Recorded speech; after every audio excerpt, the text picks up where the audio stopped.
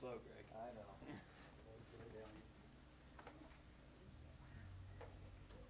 Well, it takes Just got it. over. I couldn't pass it up.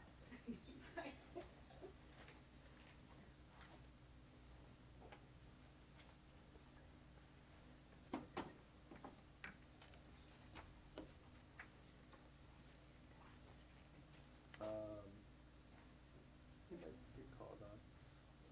Thank you.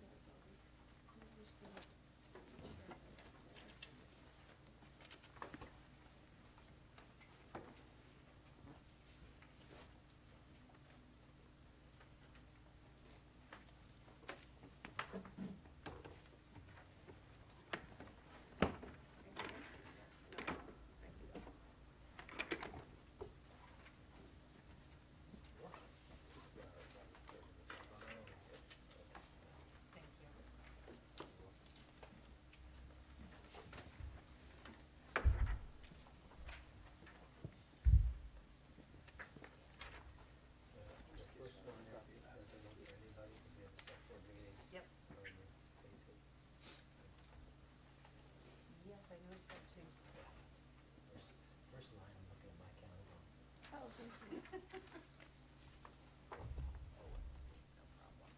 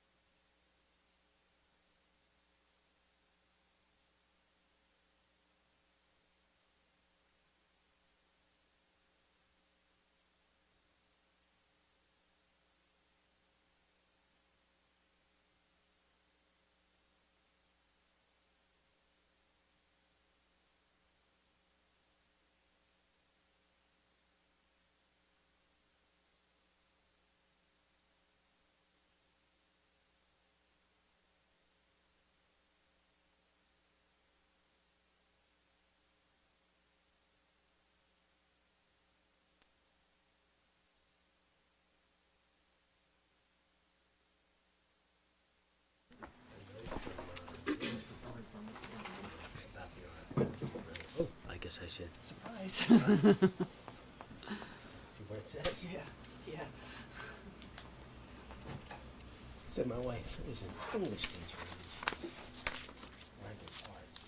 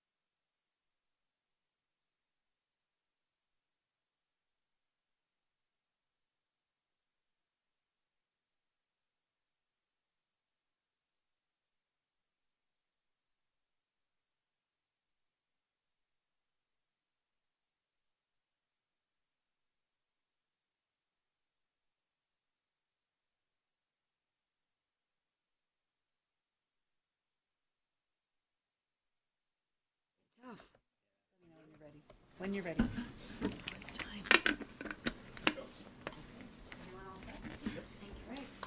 Welcome to the January 21st Town of Essex Select Board meeting. Please join me in the Pledge of Allegiance. To the flag of the United States of America and to the republic for which it stands, one nation, under God, indivisible, with liberty and justice for all. Thank you. Evan and Greg, are there any agenda additions or changes? Nothing for the select board, no. And so no need to approve the agenda. Now we will do public to be heard. This is the portion of the meeting where people in the audience can talk to the board about items that are not on the agenda. Is there anyone who has anything to say that is not on the agenda? Margaret? Hi, Mrs. Smith, I want to mention in the minutes from the last meeting, the date's incorrect on the minutes. And on line 34 through 37, where we talked about the outreach to events at the high school.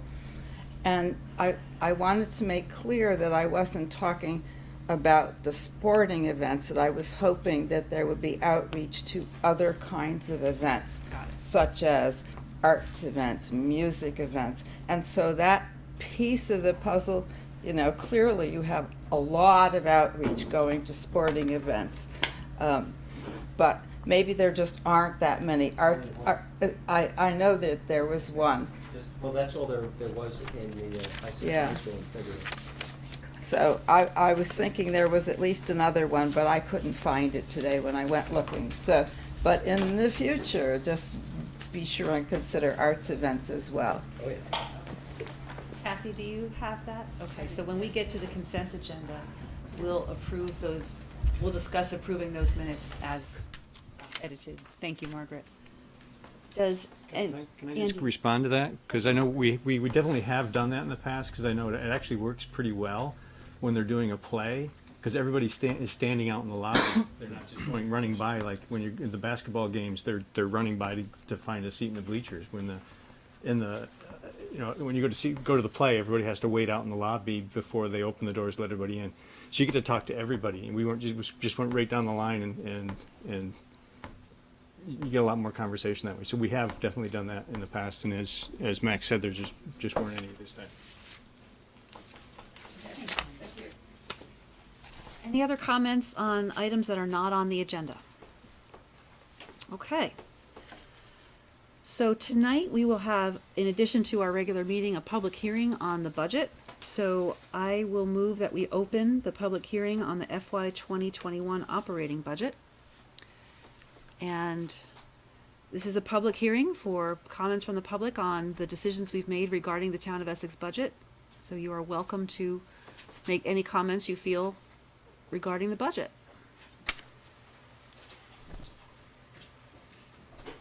Ken? Just a quick question. I was talking about somebody yesterday, and you mentioned this to me, so I'm looking, I see it.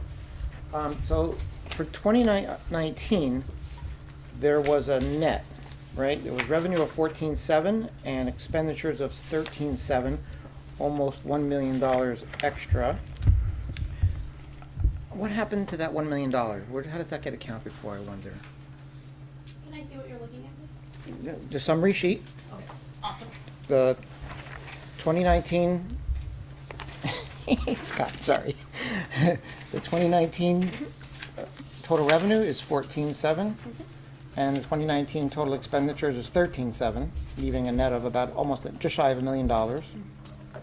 I'm sure it's accounted for. I'm not saying it isn't. I just was curious as to how that is that going to the fund balance? Or? It does go to fund balance. Okay. So, but fund balance is the net, is the difference between all the assets and all the liabilities on the balance sheet. That's the total of the fund balance. That's correct. This is going to be an annual change in the fund balance. Right? That's correct. Some of those fund balance categories, such as non-spendable fund balance, restricted, committed, assigned and unassigned, also changed. I don't have just offhand the financial statements that show that, but I can certainly look Is it in More here? into it. It's just in here somewhere, I just haven't seen it. No, because this is just income and expenses. This is just an income statement. It's not a balance sheet. Okay, thank you. You're welcome. Can I comment? Ken, in the last meeting, the last select board meeting, there was a memo about how the fund balance was all dispositioned. Of the fund balance for the year, the addition to the fund balance for the year? Yes. Yes. Okay. Thank you. Right now, Andy's on the game. Any other questions from the public regarding the town budget?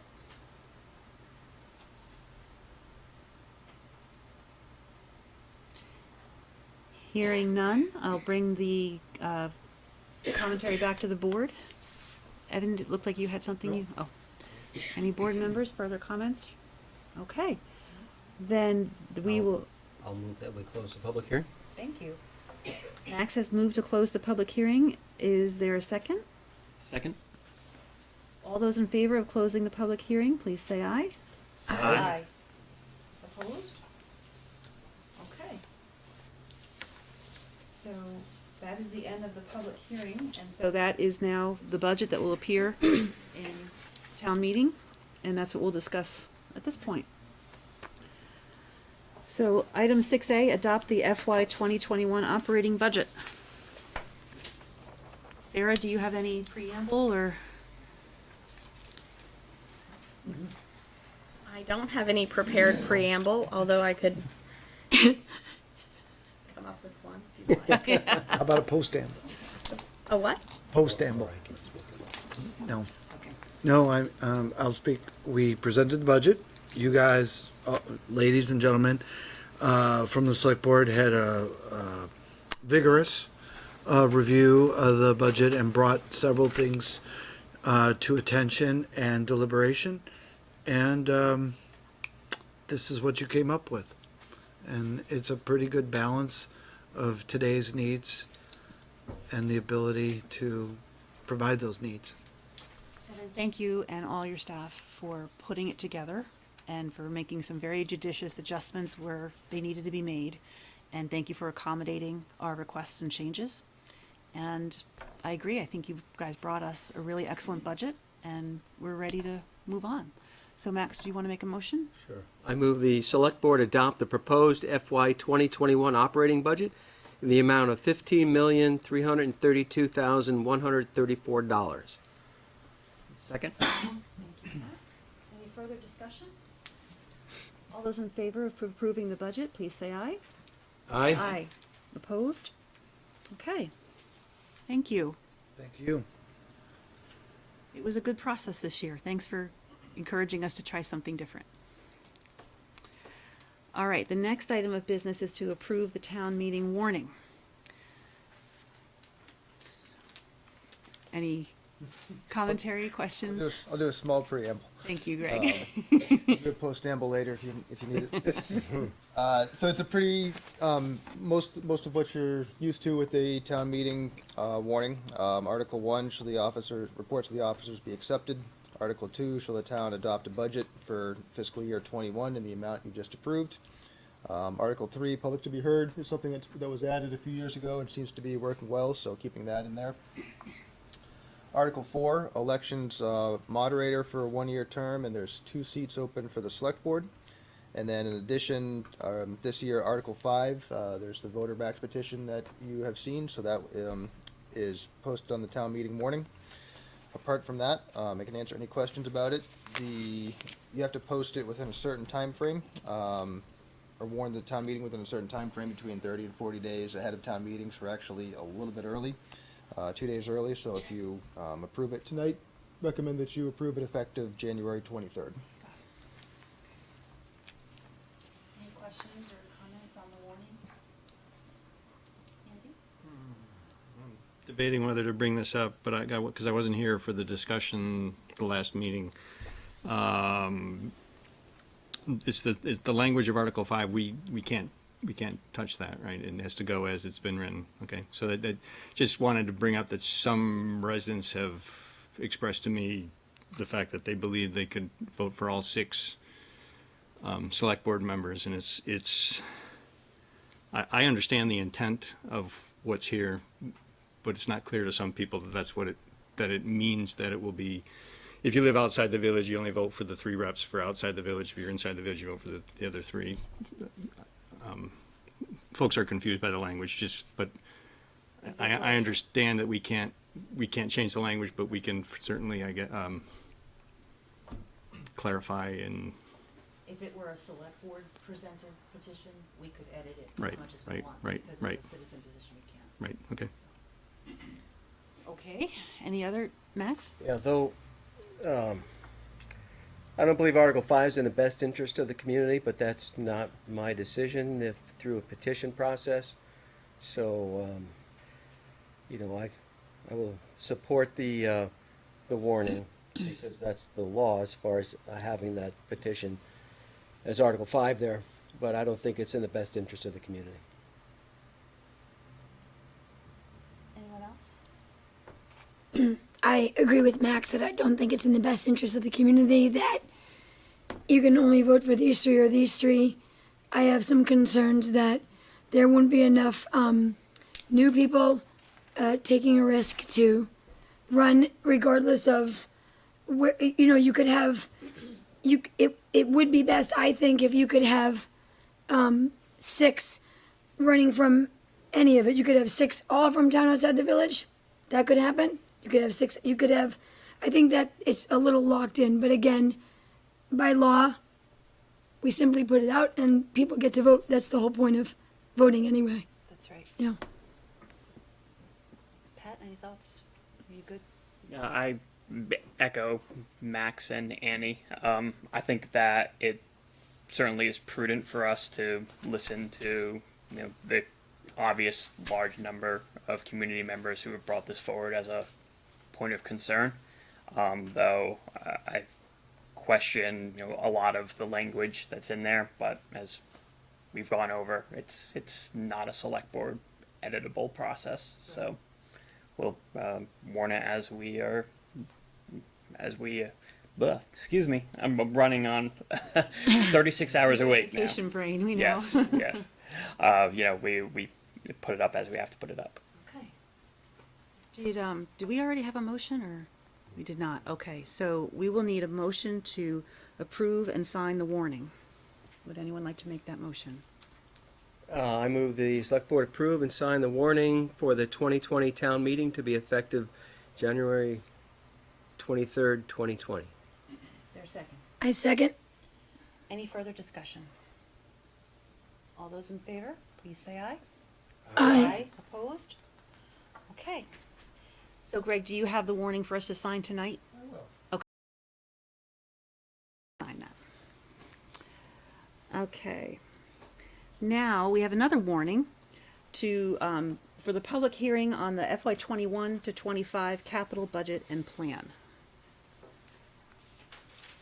So every year we hold a public hearing for the capital budget and 5-year plan. It's usually in early February. We're on track again for that this year. It just needs to be held before town meeting. You had a chance to look at the capital budget on town meeting, or not on town meeting day, on town budget day. Sarah has some updated information, and we can dig into it with some more questions, some more details if you have any. But before we warn the public hearing for the February 3rd. Does anybody have any questions about these edits that Sarah made? Sarah, do you want to just walk us through I'd what be you happy did? to. There was one omission in your original binder, and that was on page 3 of the detailed budget for park asset replacement plan, and $136,350 in estimated FY 21 expenses were omitted from the column, from like the number part, even though they were reflected in the project description and in the detailed sheet in the back. So in your packet for this meeting, and then also at your seats so that you can update your paper copy, is a replacement page 3 and a replacement summary. Hole punched and everything. Yes. Saw that. I was excited. And they updated funding schedule, which just includes that $136,350 in park asset replacement. Dennis is also here to answer questions that you might have. I do think that we've hit on some of the new projects in the budget process. During budget day, we talked about some of them at least, and many of them are ongoing, recurring. Yeah, can you remind me if the, a replacement sign for 81 Main Street would be a capital expense? And if it is, did we include it this year? It probably depends on how much it costs, but I think that if we were gonna do it right, it probably would be above the $5,000 threshold. And that, yes, we could certainly do that in the capital budget. Dennis, will you speak to that? Yeah, the other discussion we had was, depending upon what the board decides to go for November in terms of decisions, it seems kind of crazy to replace the sign today if that sign were to change and there were to be a different named government in one shape or another. If it's not, then we will replace the sign, but we thought it would be premature to replace the sign and spend some money, and because it does need to be replaced, and then maybe a few months later, or even after that, we put on another one with a different name on it, so. Right. Well, to be clear, I didn't need it to be done immediately. I just wanted to make sure that in the plan, sometime in the future, that it would be there. But yeah, it's a very good point. You don't want to do it now and then possibly have to change it again. Okay. Good. Any other questions or comments? Andy? So it's, unless I slept through that part during the day-long session, I don't remember that we went through the capital plan. It wasn't a huge discussion, which is part of why we're here tonight. Okay, so now unfortunately, because it wasn't listed on the agenda as a work session on the capital plan, I didn't bring the questions that I have sent a couple times to staff. So I don't think we've ever discussed all of the items that are there. So that's why I'm I mean, we did discuss the capital plan with Dennis when we he was discussed here. that there was one, but I don't. No, we went through. We didn't. Opened up the pages and went through them. You did. We might not have spent. So then I guess the answer is that the things that I asked about and suggested aren't happening. Is that the? I'm trying to remember what they are, Andy. Okay, so there were a couple of, there was one line item that said it was the excess money from the 2% capital tax, and it's apparently, I mean, it's probably been a long time since we've had excess money from the 2-cent capital tax. So I was suggesting that we take that money out and put it somewhere else. There was another line item for a bridge over or a walking path over the circumferential highway that there was a suggestion to move that somewhere else as well. And I don't recall that we actually had those discussions, or I may have asked those questions, but I haven't seen a response. And so I'm still thinking we haven't had our work session on that, but I could have slept through it that day. Or you chose not, or the response is, no, we're not gonna do those things, Andy, go away. So, which is fine, which is an okay response, I just haven't seen that response. Dennis. I can answer the second one, so Here, let me get out. I'm fine. I can speak loud enough, I'll answer the second one. I think the intent was that there was some money put into the concept to put a bridge over the Cirque Highway that would go essentially from Pinewood to Forestdale. And that goes back probably about 15 years, maybe or so.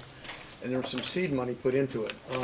And the seed money was to kind of take a look at the studies what would it take. We didn't go to any formal studies, but we did do a study. And there's only really one location down there that's even viable because of the distance between the road and the heights.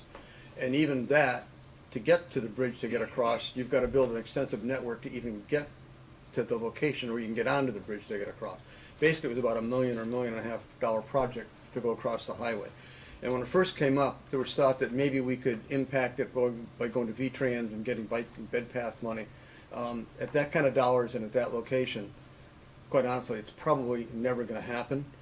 And since then, we've had a couple of studies that talk about some other needs that are really of a higher priority, like the path up along Route 15 between the village and the Cirque Highway, or the other side of the village, from the village out to Susie Wilson Road.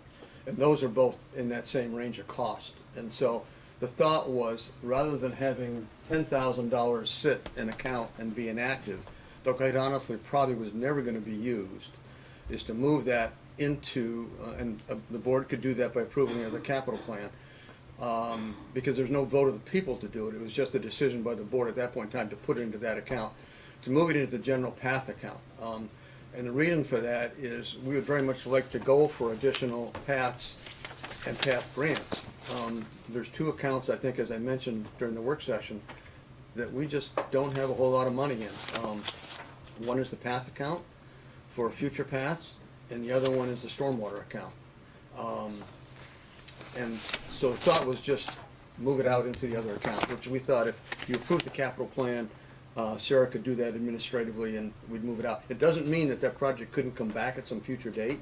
It just means that $10,000 isn't locked up for another 15 years sitting there when it's a usable commodity we can use to a real project. So I remember those discussions, so that the select board never had a discussion whether to act on any of any of those things. Like we had the budget session last week, but there was no capital discussion to make changes. That's what I. No, and that's what I thought tonight was gonna be, so that's my bad for not making it more clear on the agenda and the memo. But I always thought there was gonna be more discussion tonight before the warning, so that, I apologize for that. Okay. Yeah, that was not clear. What's our timing? We have to have a public hearing in February, so we could have a discussion, either next week on the 27th, when you have a public hearing on the petition, and when we could warn it for later in February, or you could do a February 3rd discussion about the capital budget. That's a busy night. That's a busy night. Yep. And not after the third, because it's too late at that point, right? We could have the capital, unless you want to have an additional meeting, yeah? Okay. So I do not have my capital binder with me. I see Max does. I don't think Annie or Pat have theirs. I don't think you have yours. We're gonna have to go with the 27th. I'm sorry. Andy, thank you for reminding us that we needed to pay attention to that. It's okay. So does that, we should be tabling then? Or no, we can accept this, we've reviewed this correction, but we still have a conversation to have about the actual capital budget and then approving the warning. So we have to table it? I think we're gonna have to table the warning, because if we make any changes to the capital budget, we have to change the warning, so. Would anyone like to make a motion to table the capital warning? Andy, would you like to take care of that? Do we have to make a motion or just not talk about it, or, I don't know? We have, approved the warning on the agenda, so I'd like us. I guess in the past, we've just moved on to the next agenda item and not actually had a motion to table it, but it doesn't matter. I moved to table the, where am I looking at? I moved to table the discussion about the capital budget and 5-year plan. Is there a second? I second. Any further discussion? All those in favor, please say aye. Aye. Okay. Thank you, and apologies for delaying the process, Dennis. No problem. Okay. Item 6D. Max has reminded us that annually, the board does some outreach to the public regarding the budget. And so in your packet and at your seats today, there is a schedule of upcoming sports and arts events that are happening in the community between now and town meeting day. What we're looking for is 2 select board members to attend each event, or at least be present at the entrance of the event for, half an hour before, half an hour after, to hand out Q&As, to answer questions, and to just build general awareness of the attendees at the sports events that we're having a town meeting vote on the budget. So, the first date for the boys basketball against St. Johnsbury is actually the night of a select board meeting, so we're gonna have to cross that one off. But beyond that, if anybody would like to add their names to be one of the select board members present at those events? Annie? Oh. Say a little bit, yeah. So there are 5 separate things going on. We have girls and boys basketball, girls and boys hockey, and then the one Essex Has Talent event, which is the only one that I could find outside of sporting things to include. So, at minimum, I'd like to see us get at least one person, if not two, to at least each of these groups. And I don't know if it's real necessary to hit the same group a couple of times, because you're probably hitting a lot of the same people that are there. But it doesn't hurt to do that. But at a minimum, I'm hoping we can cover all 5 of these categories tonight with at least one person. And it's more fun if you can have 2 there. Andy? Were you asking for people to say when they can go? Yes, ma'am. Great. I can go on to number 2 Okay. and number 9. I feel like I'm ordering dinner. So number 2 and number 9? Number 2, number 9, and number 11. Okay.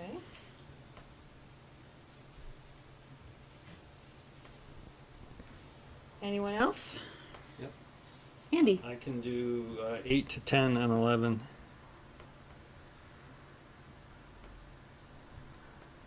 Okay. So we've got girls' basketball well in hand.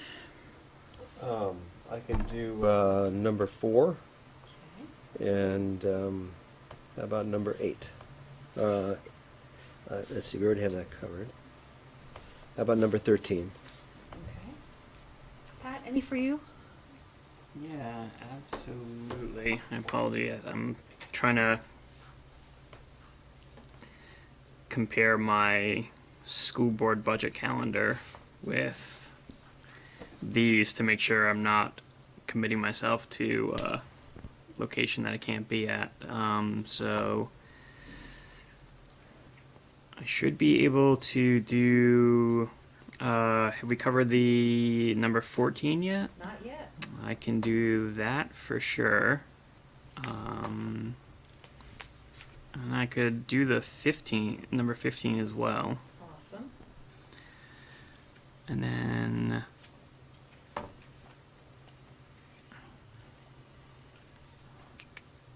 the 21st, number 2. I'm sorry, did we We have Annie on the 21st, number 2. want some help, Annie? Sure. Awesome. Okay. And I can do the 3rd and the 6th, number 3 and number 6.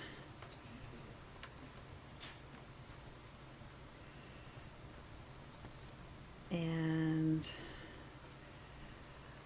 Oh, I didn't do that sequentially, did I? 1, 2, I, 3, 6, 4, yeah, 5, I know, 7. I noticed that, Max. Sorry about that.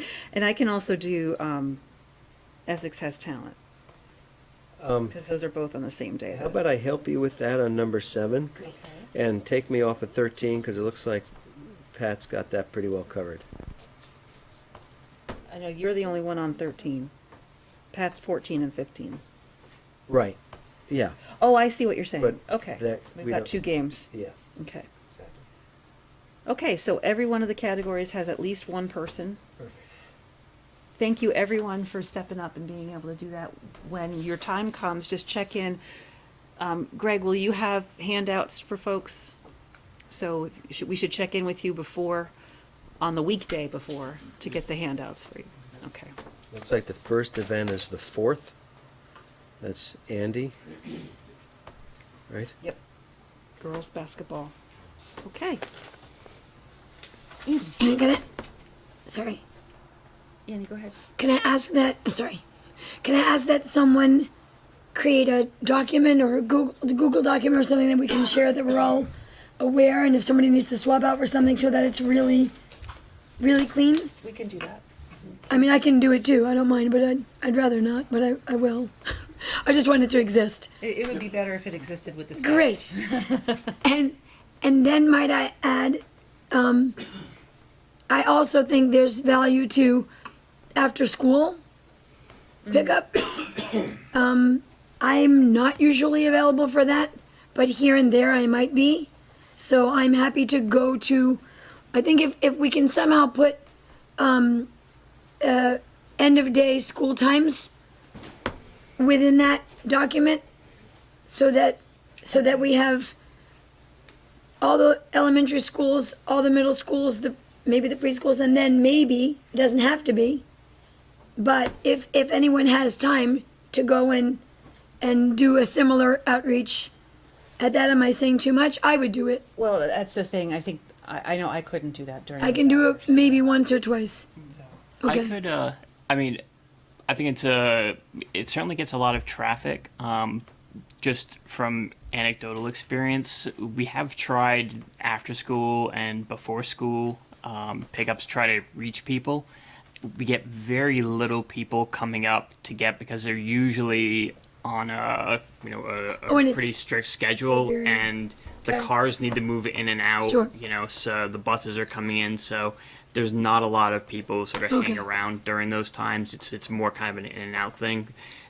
Certainly, maybe at like the bigger school, the high school might have a little bit more luck with it, but I think certainly the lower grades, it's so quick that we've never really gotten much traction trying to reach parents during those times. Pat, is our Friday folder still a thing? They are, yes. Is there, I don't know if there's a way to put one of the FAQs in the Friday folders, or is that, Greg? Friday folders that go home with the students. Right. The schools have generally not asked us not to try to send home stuff home. Sure. Stuff home in the school folders. Okay. You can certainly ask again, but historically they You have. can people- ask, yeah. It'll depend on the individual principal. Interesting. Be a great way to collaborate, Yeah. so, not just for this, but for any number of things. Let me talk to Beth, and I'll see if we can get something that we can put just like a one-page flyer into the Friday folder. A lot of it is the Friday folders are honestly mostly electronic now, anyway. So I can't off the top of my head, Trying to right? think of all the different ways that Right. information gets into our households. So that's one that gets into a lot of households, so. Annie? And then the senior center, I'll happily go over there during a lunch or a bingo. Oh, that's an excellent idea. And also maybe a PTA meeting or. Let's talk offline Okay, about going sorry to the about senior that. center. Sure. That's a great idea. Okay, so we have those dates all settled. Thank you, everyone, for stepping up. Max, thanks for getting the schedule together. Welcome. We all good with that topic? Just one thing. Typically, we get about 50 of whatever, each of whatever. Just want to say the number out loud so that we all know what to expect. Great, okay, thank you. And a lot of the games that we're signed up for are on Saturdays. So we need to pick the stuff up on a weekday before the event, so. Okay. Yes. Did we talk about what Q and A's we want to include? Are those still under construction, Greg? Yeah, I think we're gonna see those sooner. Do you know what topics? We haven't started work on that yet. I'm sorry, Max. Because typically we have it, I think, not approved, but at least reviewed by the board if possible before they go out the first package on the 4th.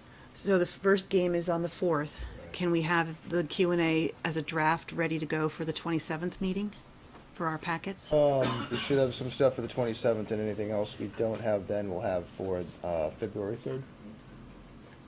Great.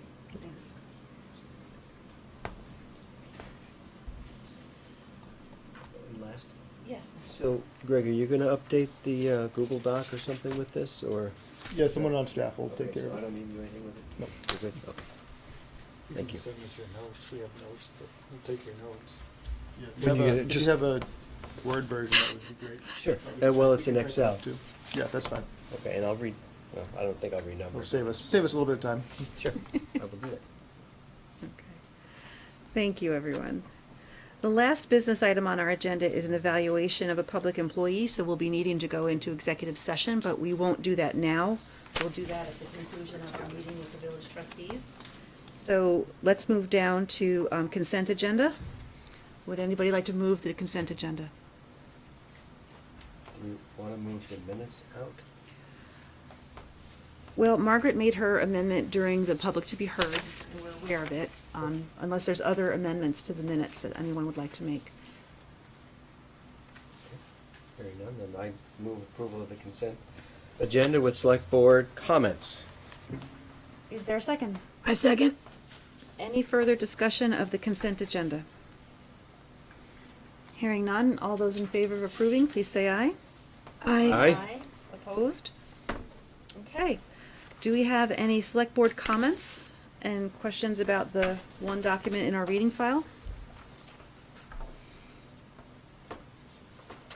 Andy? Yeah, I guess I'll make the comment now. It's kind of relevant to the next meeting we're going to have as well. I did go to the Essex Rep coffee this weekend, and Amber was there also. And I was a little disturbed that our reps said that the perception of Essex in Montpelier, Essex and Essex Junction, is that we're squabbling children, and they don't take us seriously, and that we need to get our act together. Just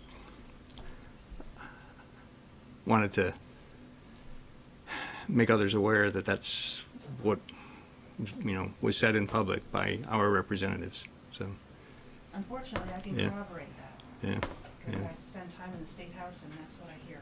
yeah. So that means it's incumbent on us to bring our most professional selves to every discussion we have and to demonstrate to the state that we are working hard on collaborating and compromising and moving towards the future. So we have a good task ahead of us to change that perception. But thank you for bringing it up, Andy. It is upsetting. Any other comments? All right, well then, we are going to go into a brief recess while we welcome our friends from the village trustees to join us for a joint meeting. We'll do an executive session after. We will do our executive session after the joint meeting.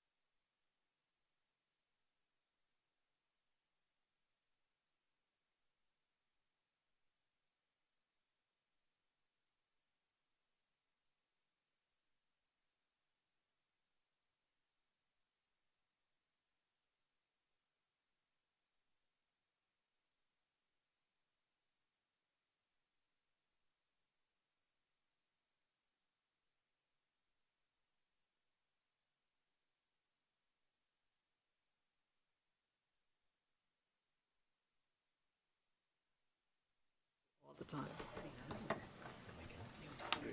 Ready? Okay.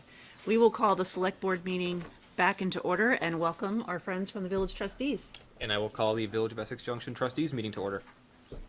And we have another opportunity for comments from the public, public to be heard. Is there anything that the public wishes to say that's not on the agenda?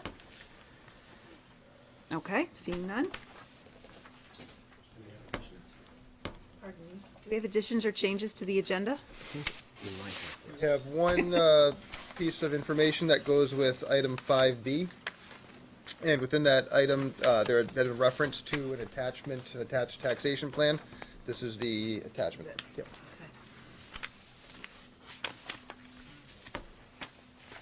Do we want to do a motion to approve? So, Select Board, do you have, can I get a motion to approve the change to the agenda? I move we approve adding the comparative taxation plan to item 5B on the agenda. Is there a second from the Select Board? Second. All those in favor, please say aye. Aye. Opposed? Thank you. And trustees, Move you approve the agenda as amended? I'll second. is there any further discussion on the motion? All those in favor signify by saying aye. Aye. Anybody opposed? Thank you. So we are going to move right along to the business items. And both of these documents that we're going to talk about today are generated from the governance subcommittee. So we are going to allow George Tyler, the chair of the subcommittee, to Thank you. walk us through. Thank you very much. And I'll have the other subcommittee members speak up after I'm done if I get anything wrong or if you need to correct anything I've said. So we have here what we're presenting to you tonight, and I think we've given you some taste of this already, is sort of what we would call the final recommendation for a representation transition model and a taxation transition model. And we are making progress on the transition portion of the charter. I'm hoping that we can wrap it up this week. We might be able to wrap it up this week. And so we'll be able to get that to you for the next joint meeting. And those would be the three big pieces. And then at that point, then we would move on and just work on the body of the charter, the permanent charter. So let me go back over and emphasize maybe some things that have come up before, but I want to say them again. What we are doing is giving you recommendations. These are recommendations that the two boards will ultimately have to decide what you want to do with. You can take more public input. You can throw them out and adopt something else. These are just recommendations. We're not a decision-making committee. Secondly, these are recommendations for transitional phase of a merged community. The recommendation for the representative model is a recommendation not for the town of Essex. It's not for the Village of Essex Junction. It's not a permanent recommendation for a permanent representation model. It's a recommendation for a transitional period. One correction that I would say that I wanted to make was, I think we decided that this would be, the transition period for the representation model would be 5 years, not 7. The reason for that is that on the other components of the transitional charter, we are saying that we would give the boards and the manager and staff a maximum window of 5 years to integrate all of the town and villages ordinances, municipal plans, codes, and so forth, and also reorganization of staff. It doesn't mean it would take 5 years, but that would be the maximum time we would allow. And so since we thought that that was a good time, we thought that we shouldn't have a whole bunch of different windows. We should try to stick to one time frame as much as possible. So that's why we would recommend that this representation model would only last for 5 years as a transitional piece. That doesn't mean again, let me emphasize, it doesn't mean it has to last 5 years. The new board could quickly come up with some other model and request a charter change and put that in place within a year or 2 years. But they would have 5 years to work on it if they didn't want to do it that quickly. So what we are recommending, as we said before, as a transitional model would be 2 members from the former Essex town outside the village, which we would call a voting district, 2 members from the former Essex Junction town inside the village, and 3 members at large. The length of the terms would be 3 years, and the election cycles would be staggered to provide some turnover. But again, let me emphasize, I don't want to, we can kind of think a lot about that, but let me emphasize is because this is transitional, maybe it doesn't last for 3 years, maybe it lasts only 2 years. So, but if it lasted all 5 years, that's what we would recommend doing. I want to mention that, again, the 4 members of the subcommittee, there were 2 of us from the town, from the village, there were 2 of us from outside the village and the town. This represents a compromise, but it wasn't a compromise among us. It wasn't as if 2 of us felt very strongly about districts and 2 of us felt very strongly about at-large. I think we were all a little conflicted. We all saw the value of at-large voting. We all saw some of the value of having districts. And we also saw that from the KSV survey, there wasn't a clear choice in the community. The community was kind of divided among at-large versus voting districts. Slight edge perhaps to at-large, but certainly not enough to say that's what we're going to go with. And we also note that the KSV analysis, in their own analysis, they recommended potentially a hybrid model of a mix of at-large and districts. We checked with Dan Richardson. This is a legal model. He thought that this would be very appropriate. This would not be a problem for the legislature to approve this. I would want to go down here and talk about one of the major things I do want to also talk about before I move on is that one of the things we struggled with is proportionality, and this is very important to keep in mind. State statutes require that if you have voting districts, the voting districts have to be within 10% in terms of total population. You can't have a greater than 10% variance in population. And so if you have voting districts in the same municipality, you have to have boundaries that are adjustable so that you can adjust. This year we're going to be there's going to be a new census, and so we'll get very accurate numbers for village and town populations. And so ultimately, if you had districts, you might have to readjust those boundaries. So that was one of the other reasons why we said this would have to be a transitional model for the 2 village seats, the 2 fixed town seats. It could only last a few years because we're not including any kind of a model for redistricting or redrawing village and town boundaries. So I'll go down, scroll down, and say, here are some of the arguments, the thoughts that we had that I took from our meetings in favor of having voting districts. First of all, it gives assurance to community members that the particular interests and concerns in their part of the community won't be marginalized in a merged government. Second reason was it encourages more people to run for office if they know they won't be competing in a community-wide race. And another argument, it ensures that the elected board will be comprised of people from different parts of the community, which can diversify and enlighten the perspective of the entire board. So those were some of the thoughts we had in terms of looking at districts. In favor of having at-large, we thought it embodies the idea that elected officials must faithfully represent the entire community. It's one thing to say that you represent the entire community, but it's a little contradictory to say I represent the entire community, but only one part of the community actually elected me. Second thought, it obviates the need to periodically readjust the voting districts in order to meet statutory requirements for proportionality. In other words, there's a reason why most communities have at-large, because they don't want to have to redistrict. It's much easier when you just have at-large. You don't have to worry about how the population shifts over the years.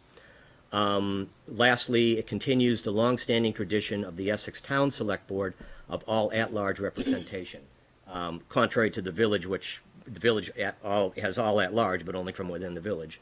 And an analysis of 20 years of Selectboard membership reveals that there's not a lot of problem of town outside the village residents having more difficulty getting onto the board than village residents. And so our next step is to go with Attorney Dan Richardson, and we will meet with the appropriate representatives in the Vermont legislature to go over this, make sure that they know that it's coming, see if they have any problems with it. But as far as we are concerned on the subcommittee, this is our recommendation to the joint boards. And I can pause there and take questions. George. Yeah. Can I just make a comment? Yes, please. We were thinking about 7 years as a transition, and I was in favor of that because I thought we'd have many cycles of, a few cycles of voting. But it was brought to my attention that because they'll be staggered, you know, the first year when people are elected, they're not elected all to 3 years. They're going to be staggered. Right. So there will be elections, every year for a few years anyway. So that takes care of my concern of wanting to have more cycles of voting. So 5 years I became comfortable with.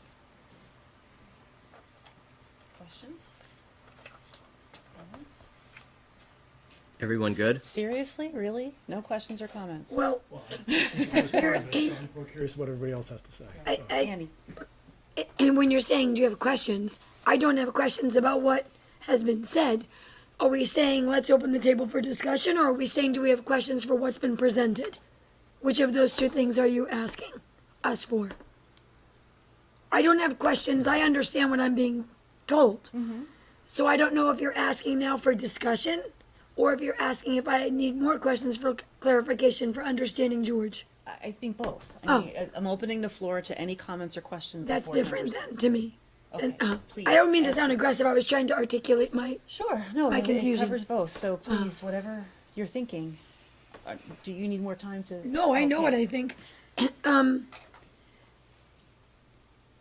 I I believe that the at-large voting is a comfortability of merger, that there's this, that there's the entirety situation, that, you know, the street I live on, I'm not going to decide differently that Andrew Street should have less paving or more snow plowing, or, so I think it's the same throughout. And at-large voting really feels like merger to me, like people coming together, like there being unification, like there being understanding from everywhere, and that people can really and truly be part of the entirety of what Essex is. That feels like merger to me. Thank you. Pat, you had your hand up. I think I've made my thoughts clear in previous meetings, and I remain with those, though with greatest respect for all of the arguments presented, which is more in favor of a districting voting rather than an at-large, or in particular a hybrid model. The hybrid model in particular, to me, even as a transitory government, sort of feels to me like, to use a really kid analogy, is like presenting two arguing children with, do you want hamburger or do you want pizza? And, you know, if you can't decide, well, here's asparagus. Like, you know, it seems like in the survey, like people wanted one or they wanted the other. But no one really seemed to want that third one, and that third option is the one that we're now presenting, because the other two were more, you know, heavily weighted. So I kind of feel like we're maybe shooting ourselves in the foot a little bit by offering up what was clearly community-wide the least popular of the models that was presented by the survey results that KSV gave to us. I mean, does that make sense? I feel like in a district model, you do get to know the people in your community and you represent them. There's a certain sense of familiarity with that. But I feel that the coming together part of it is part of being on a board and interacting as part of a community. You do represent your interests and the neighbors and those around you, but that doesn't automatically preclude, and in fact shouldn't preclude, you looking out for the interests of the greater town as a whole. I just personally feel that a districting model for the size of the town that we are in this, and I realize that we're in a really tricky position. You know, we're not a Burlington, but we're also not a Lindenville with 4,000 people. You know, where you literally know every single one of the people that you're going to walk down the street and meet. So I admit I struggle with this a little bit. It's just, maybe it's just personal preference to me, but I would really much rather see a districting model put forward rather than even a transitory combination. Andy, can you weigh in? What are your thoughts, please?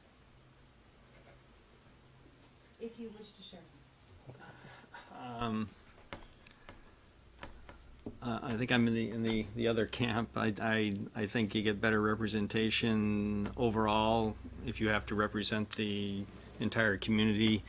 I know there's been some of the material that we've been provided with. You know, it says generally you need to start needing a district when you get about 40,000 people around the size of Burlington, and that. You know, at this stage, it's not clear to me that, you know, with 20-some thousand that we would need that.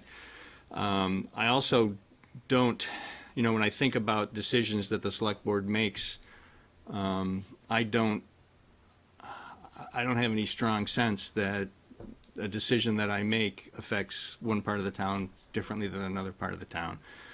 And so, in that respect, you know, I think I'm bigger, you know, able to be big, you know, to have a larger view than just the people across the street from me. And that you know, I do live in a neighborhood that borders on the rural part of town. My kids say when people ask them where they came from, that they didn't come from the middle of nowhere, but they can see it from their backyard. But I don't think that prevents me from understanding the needs of people that live in the village. I think I can have a broader view than just my own, you know, microcosm where I live. And I think that from the standpoint of being elected, you have to appeal to everyone in the entire town in order to get elected. And so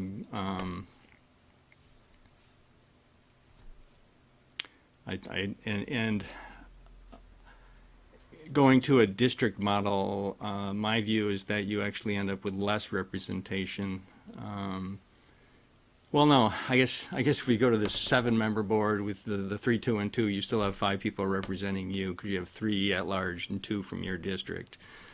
In the case that's the other alternative that's been posed of 3 and 3, I see that as a reduction of representation from 5 people down to 3, and you can only vote for those 3 people if there are people on the board that you don't care for or don't hold your view, or you don't want to support, but they're in the other district. You can't vote them out. You have no say in that.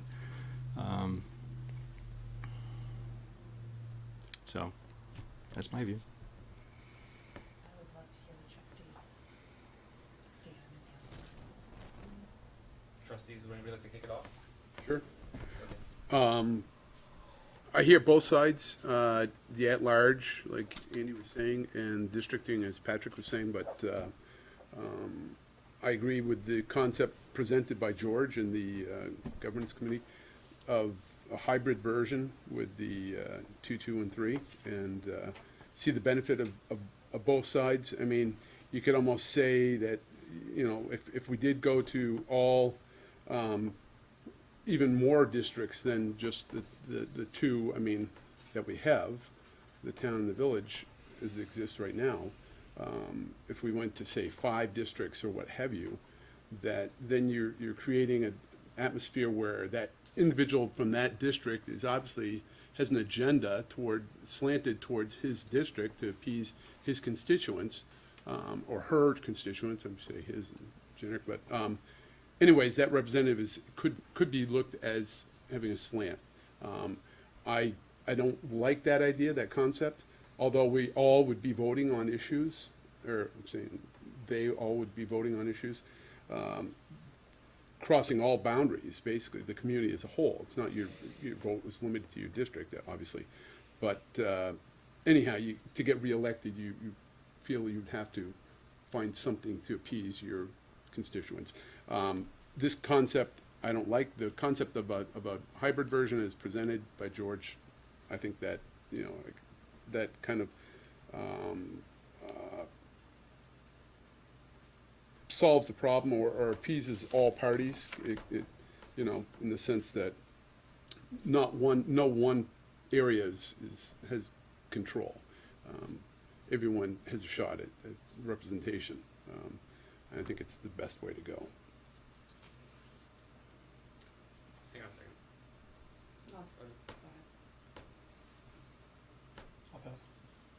The only quick thing I wanted to say before I'll get into my opinions on it, in the KSV survey, on page 13, one of the things it talks about is, interestingly, we see the option getting the most support is the one with a combination of at-large and district/ward-based representatives. They go into say why their hypothesis is so. This may be a statement based upon one of the 4 or 5 different types of charts that are in here. Because in an earlier one, I agree with you, it would seem to me that the least favorable one is that combination.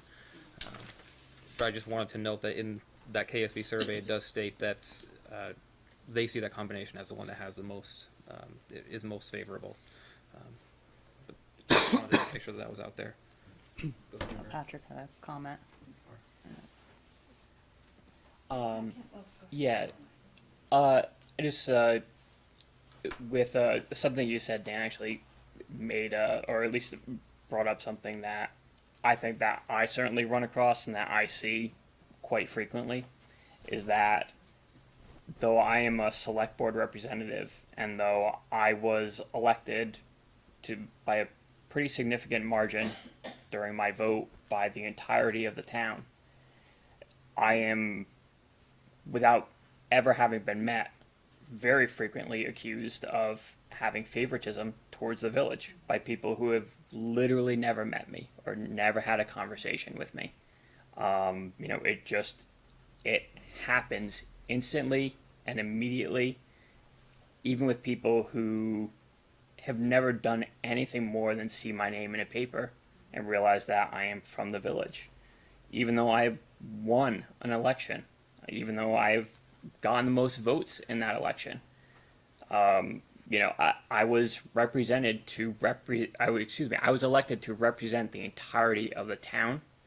So I'm not necessarily convinced that at-large voting is going to remedy what I see as a problem that has come up enough that, with all cards on the table, has gotten a petition out that is, wants us to change the charter of the town, that came forward without, to my knowledge, I certainly wasn't aware of it before it was presented, to the town clerk.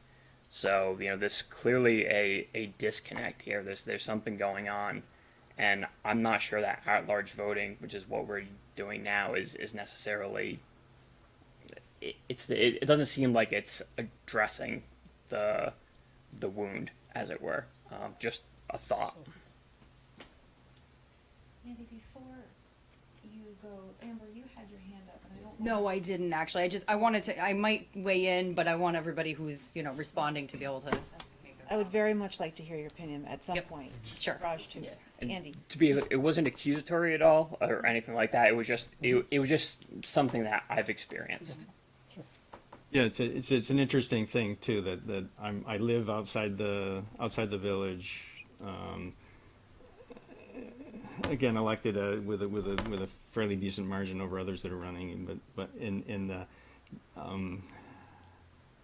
I get accused of not adequately representing people outside of the village, even though I live outside the village and was, so it seems that, and I think that comes from the fact that there's no exclusive outside the village representation, and I think that's where I get a little rankled when I say, I'm unhappy that you're telling me that I'm not adequately representing you. So I don't know. It's There's two flavors of that. Yeah. Yeah. Well, I just wanted to not rebut, but just comment on what Patrick brought up. The whole concept of the village and the town outside the village, and this exists, this difference of opinion on whatever the issue in this community as a whole. While we exist in this state of a village within a town, you're going to have that, and that's going to exist just as much as anything. You transition to a new system, a new governance. As time goes on, the people that live here now move off, die off, what have you. In 50 years, 100 years, we've got to look forward to that point, that where these feelings are no longer going to exist. There'll be one community, and they're going to really try and hold on to something that exists now. In looking in the future, is ridiculous. Just as our forefathers in this country tried to look down the road as opposed to just the here and now and address issues when they wrote anything, governance. That's what we got to try and do the best we can. And I think in some ways we're reluctant to do that. I mean, I think the hybrid version that's presented has a little problem with that as well, because it does, say the village and the town outside the village, but it's just appeasing the here and now, and maybe in 50 or 100 years they'll go through a new process and change what we've done. Who knows? I'd like to just say this plan was not what I wanted either, and there's a few points here. One is, it's not what some of the respondents to the survey wanted, and it's not what the others, and that's the nature of that. Is you have to find something in the middle. You have to find a compromise. This is a compromise. It's got a time limit. It essentially slows the process down in a way to say, you've got this 3 to 5 years, up to 5 years. Put a districting commission together of whatever makeup. There's nothing prohibiting that. The community can see how things are going. They can decide what they want over a period of time that's not under a year, which is what we're looking at, or under 2 years. They have 5 to get it right for the next 100 years. And I think this is a compromise proposal that gives more than adequate representation to a community this size, I think.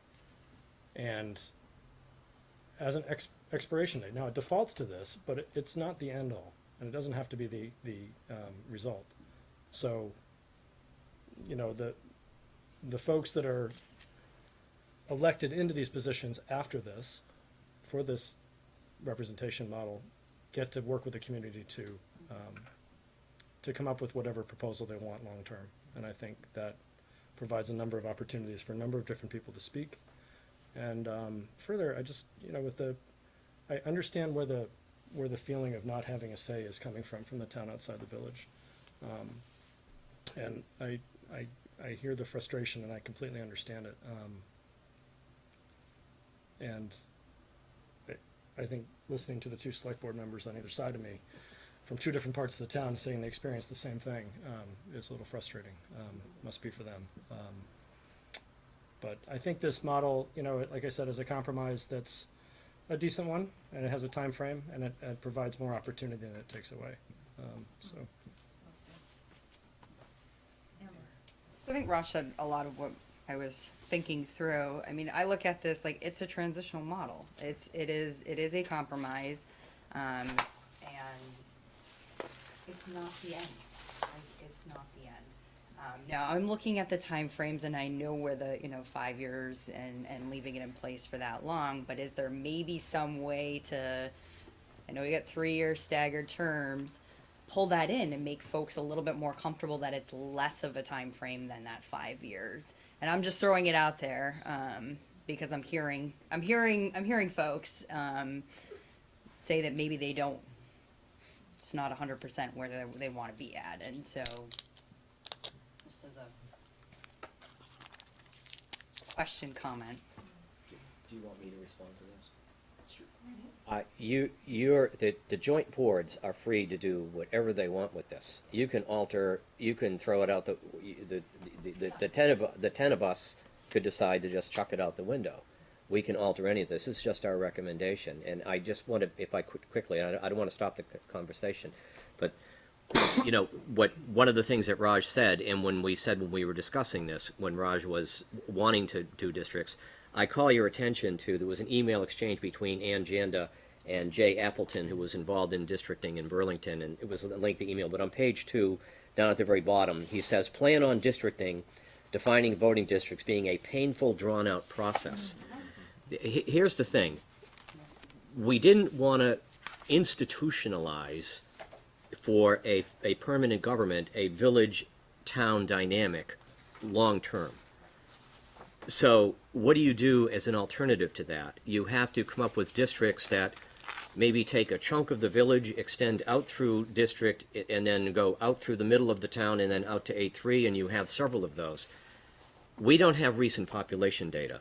If the governance subcommittee was, if you said your task is to come up with some long-term fixed voting districts for the village and the town, we'd still be at it, and we'd probably be at it well into the coming year. It just wasn't something that we didn't have we don't have recent population data. We have estimates that say the village and the town are very close in population, but we just didn't feel that it was something. It was a task beyond us. We also, I would say, right now you have this sort of as both Pat and Andy referred to. You have this kind of a village and town tension. What's going to happen if you have a merger, and suddenly a lot of the tension between the village and the town goes away? Everyone may feel a little bit differently about having voting districts, or you may feel differently about having village and town voting districts. So the whole dynamic, the emotional and political dynamic, could change, and I think that's another reason why we talked about having this be a compromise transitional model, because the new board will have time to really take on the task of redistricting, which is a painful, drawn-out process and politically sensitive process, but you'll also, that new board will also be in a different place than I think the 10 of us are right now in terms of the politics. Right.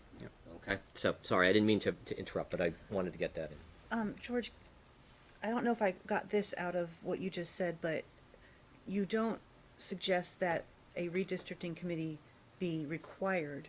You just say it's an option. The transitional board could just say, you know what, we're not going to try redistricting. We're just going to let it all revert to at-large. Yep. Why not the requirement, and why making it an option? I don't think, it wasn't something we discussed, but off the top of my head, I would say one of the things that Dan Richardson has kind of cautioned us from time to time about is limit how much you tie the hands of a future board. Mm-hmm. And so we didn't say this in the governance committee, but I will say it now. I think we kind of said we'd be telling the next elected board, it's us elected officials back here in 2020 telling the elected officials in 2022, here's what you have to do. So And is that something the legislature doesn't like seeing either? I don't know. I couldn't answer that. So if I may, so with the proposal as it sits, I think I said in an earlier meeting, I'm not a fan of the hybrid model. I completely see the merits of the ward process in the representation model that affords. I completely see the at-large model in coming together and being able to be one merged community finally. And I think the reason why I don't like the hybrid model, frankly, is because it's not my favorite one. at the same time, it's that great compromise that we heard earlier of stop the squabbling and stop the bickering and just become one and get the best of both worlds. If we went down the path of at large, that wasn't the last time that the merger took place. What ended up happening is that ended up being overturned. We didn't go down the path of just having a districting model, because the data that we currently have would be based upon the 2010 census. New data is going to come back around next year, so we'd find ourselves having to do it all over again just after the merger vote would happen. So those seats would then be all upheaved within the next few years. So to me, that then says logistically, I can't see a pure ward model really working that well. This is that option that I can live with. No, it isn't my favorite, but in a transitional world of 5 or so years, that's fine. It's a good compromise that I think we all need to do from time to time.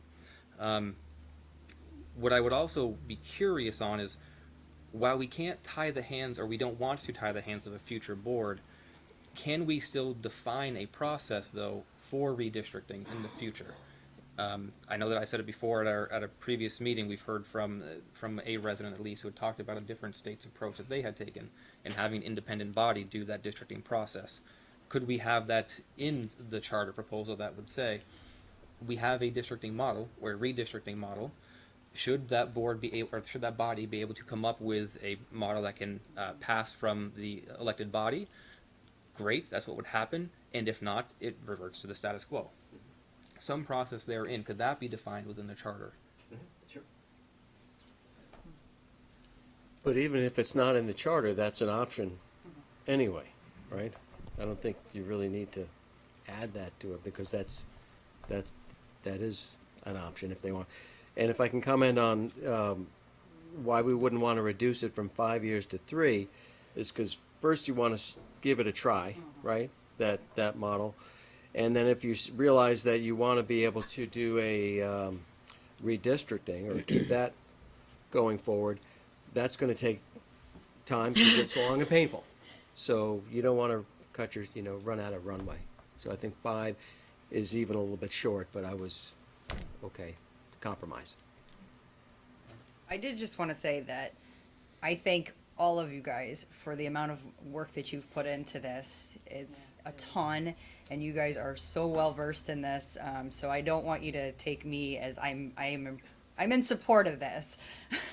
I'm just throwing it out there maybe as a counter to folks who might not be so happy with it. So, but I agree, 5 years sounds reasonable, and it'll fly by in no time. So. The other residents suggested an independent commission. There's one or more members of the subcommittee are going to go down and visit with some legislators. The tie in the hands of future boards, this conversation could happen there, and as a feeler. And I like the idea of having it, excuse me, be an independent commission, from inside and outside the community. I like that. That would put a lot of anxiety to rest, I think. I'm curious about having it in the charter and kind of forcing the hand a little bit, as a way to say, okay, yeah, this is clearly no one's favorite model, and we get it, we hear you, but we want to move the process along. We want the community to start coming together,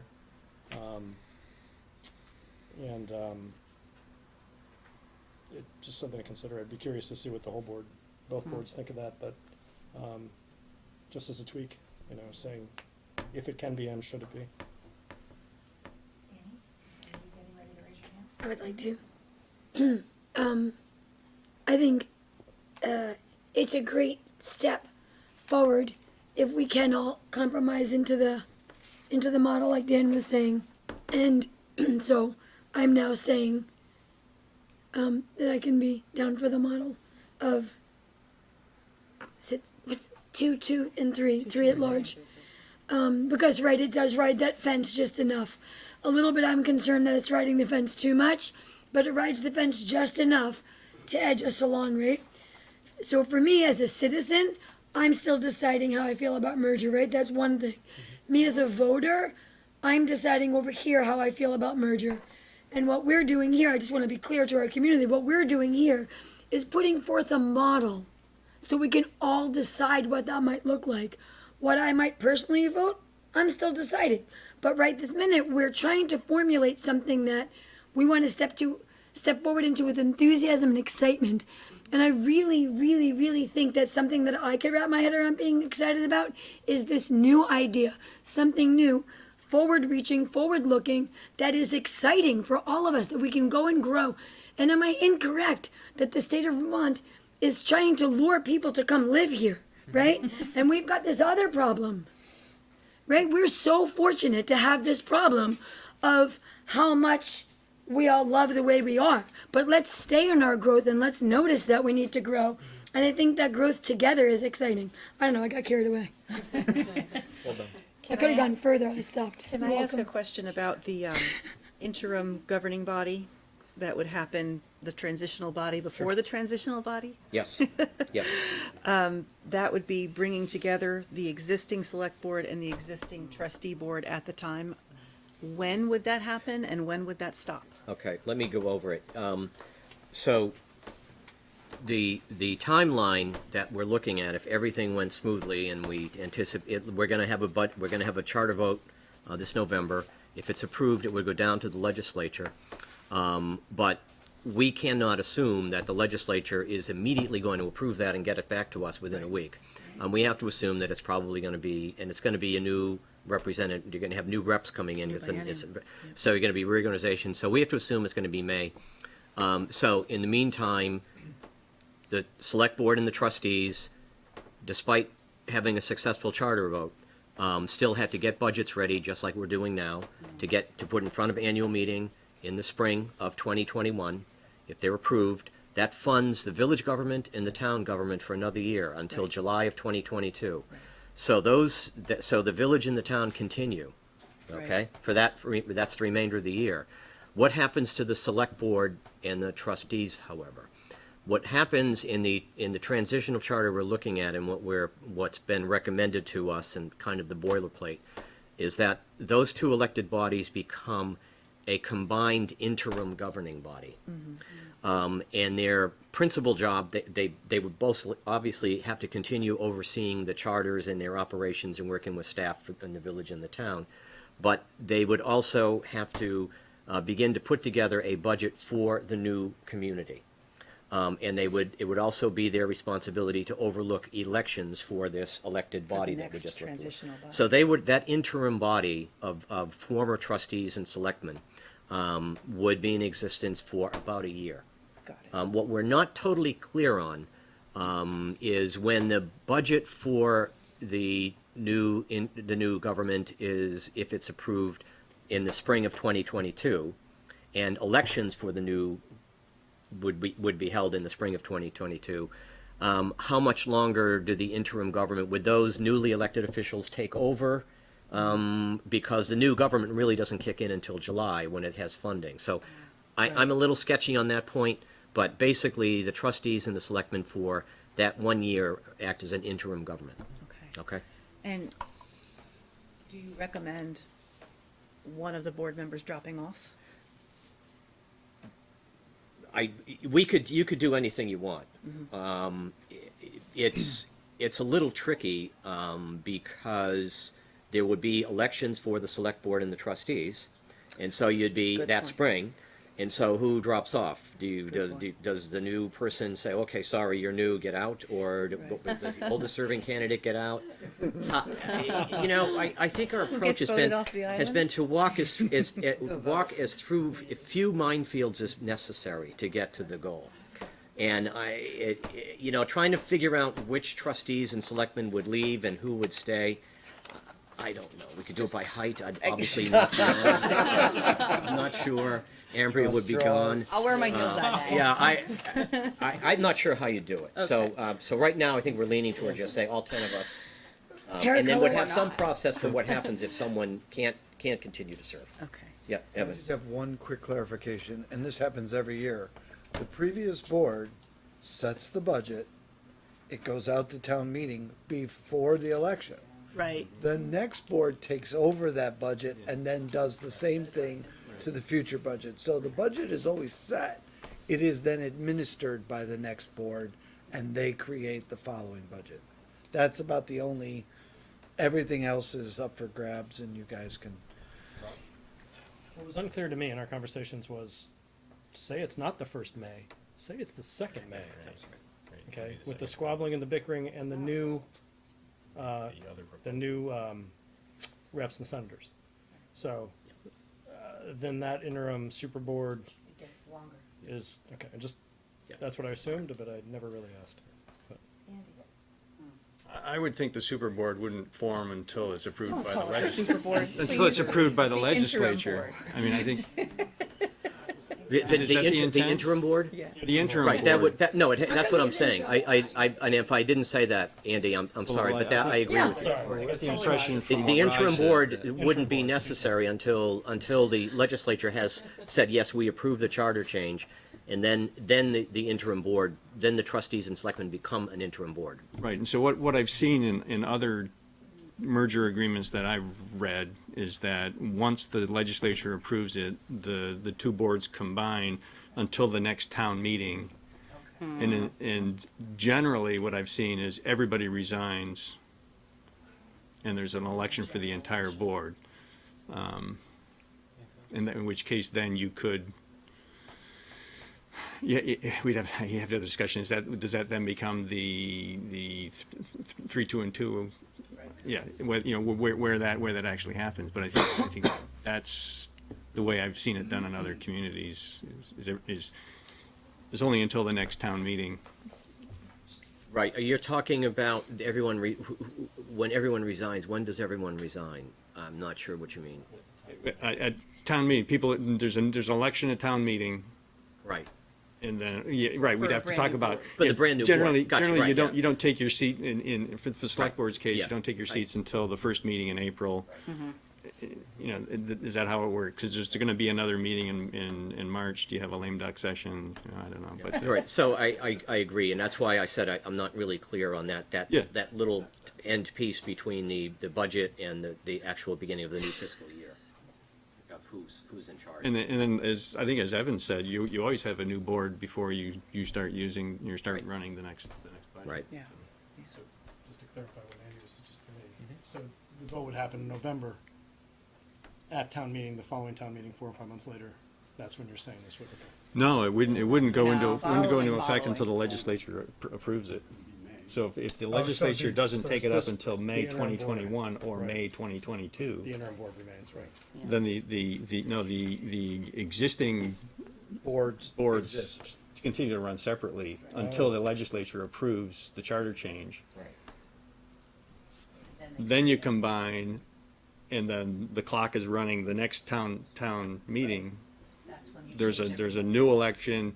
Everybody who's on the board can run for new seats, Right. and you're gonna have to run for whether it's a 1 year, 2 year, 3 year, blah, blah, blah, whatever the. I like that. Yeah.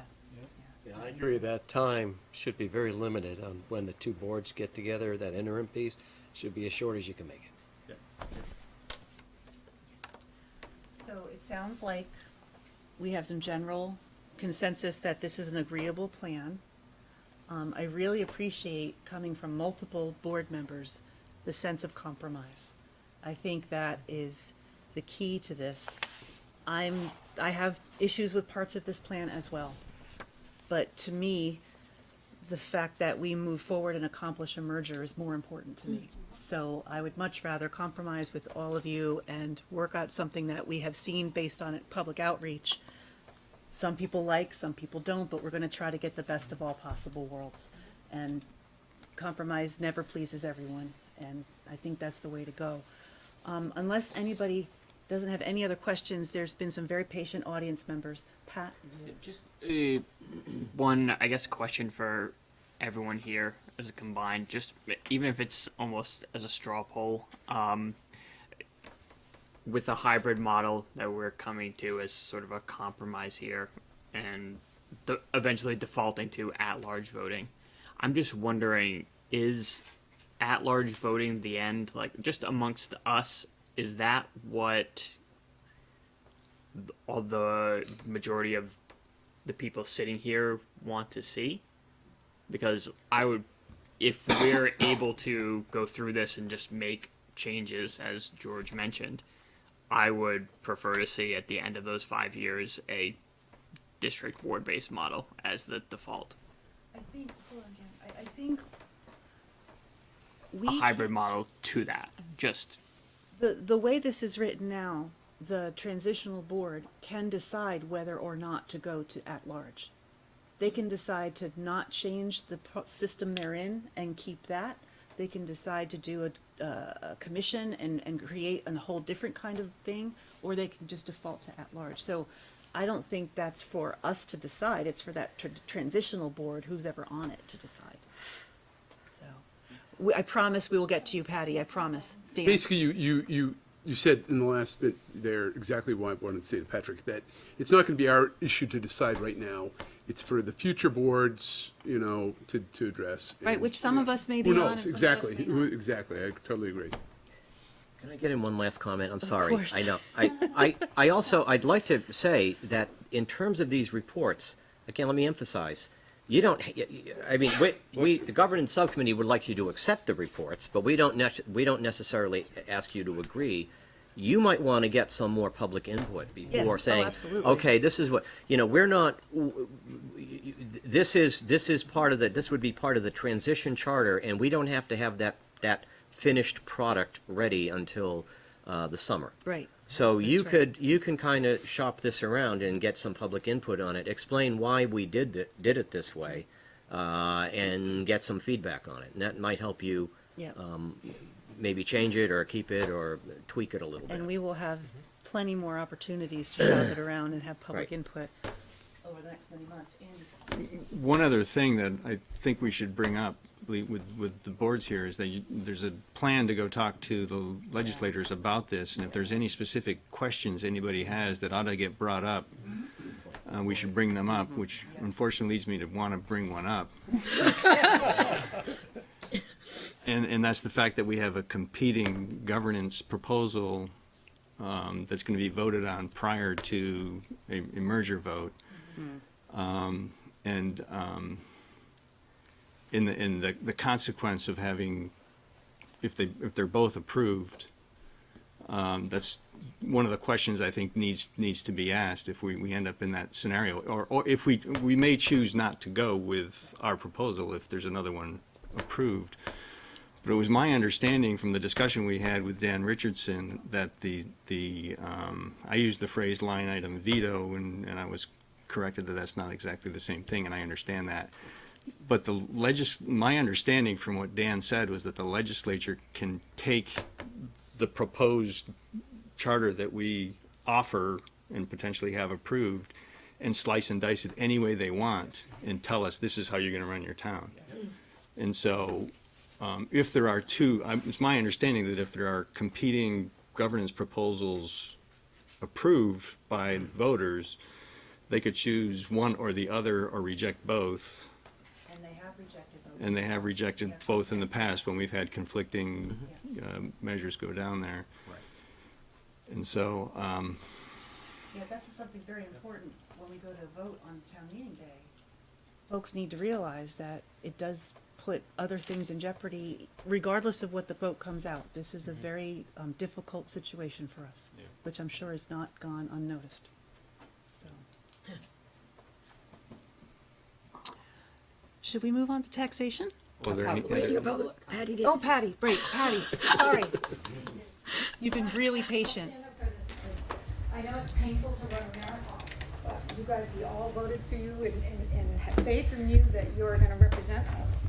So my belief, where I'm coming from, is if you want our representatives representing us at the state level saying that we're wanting to be a whole community, then I'm a numbers girl like Andy. So Andy, from your comment earlier saying, listen, I'm from the town and the town doesn't like, here I'm living in the town and they're like, oh my God, they're after you.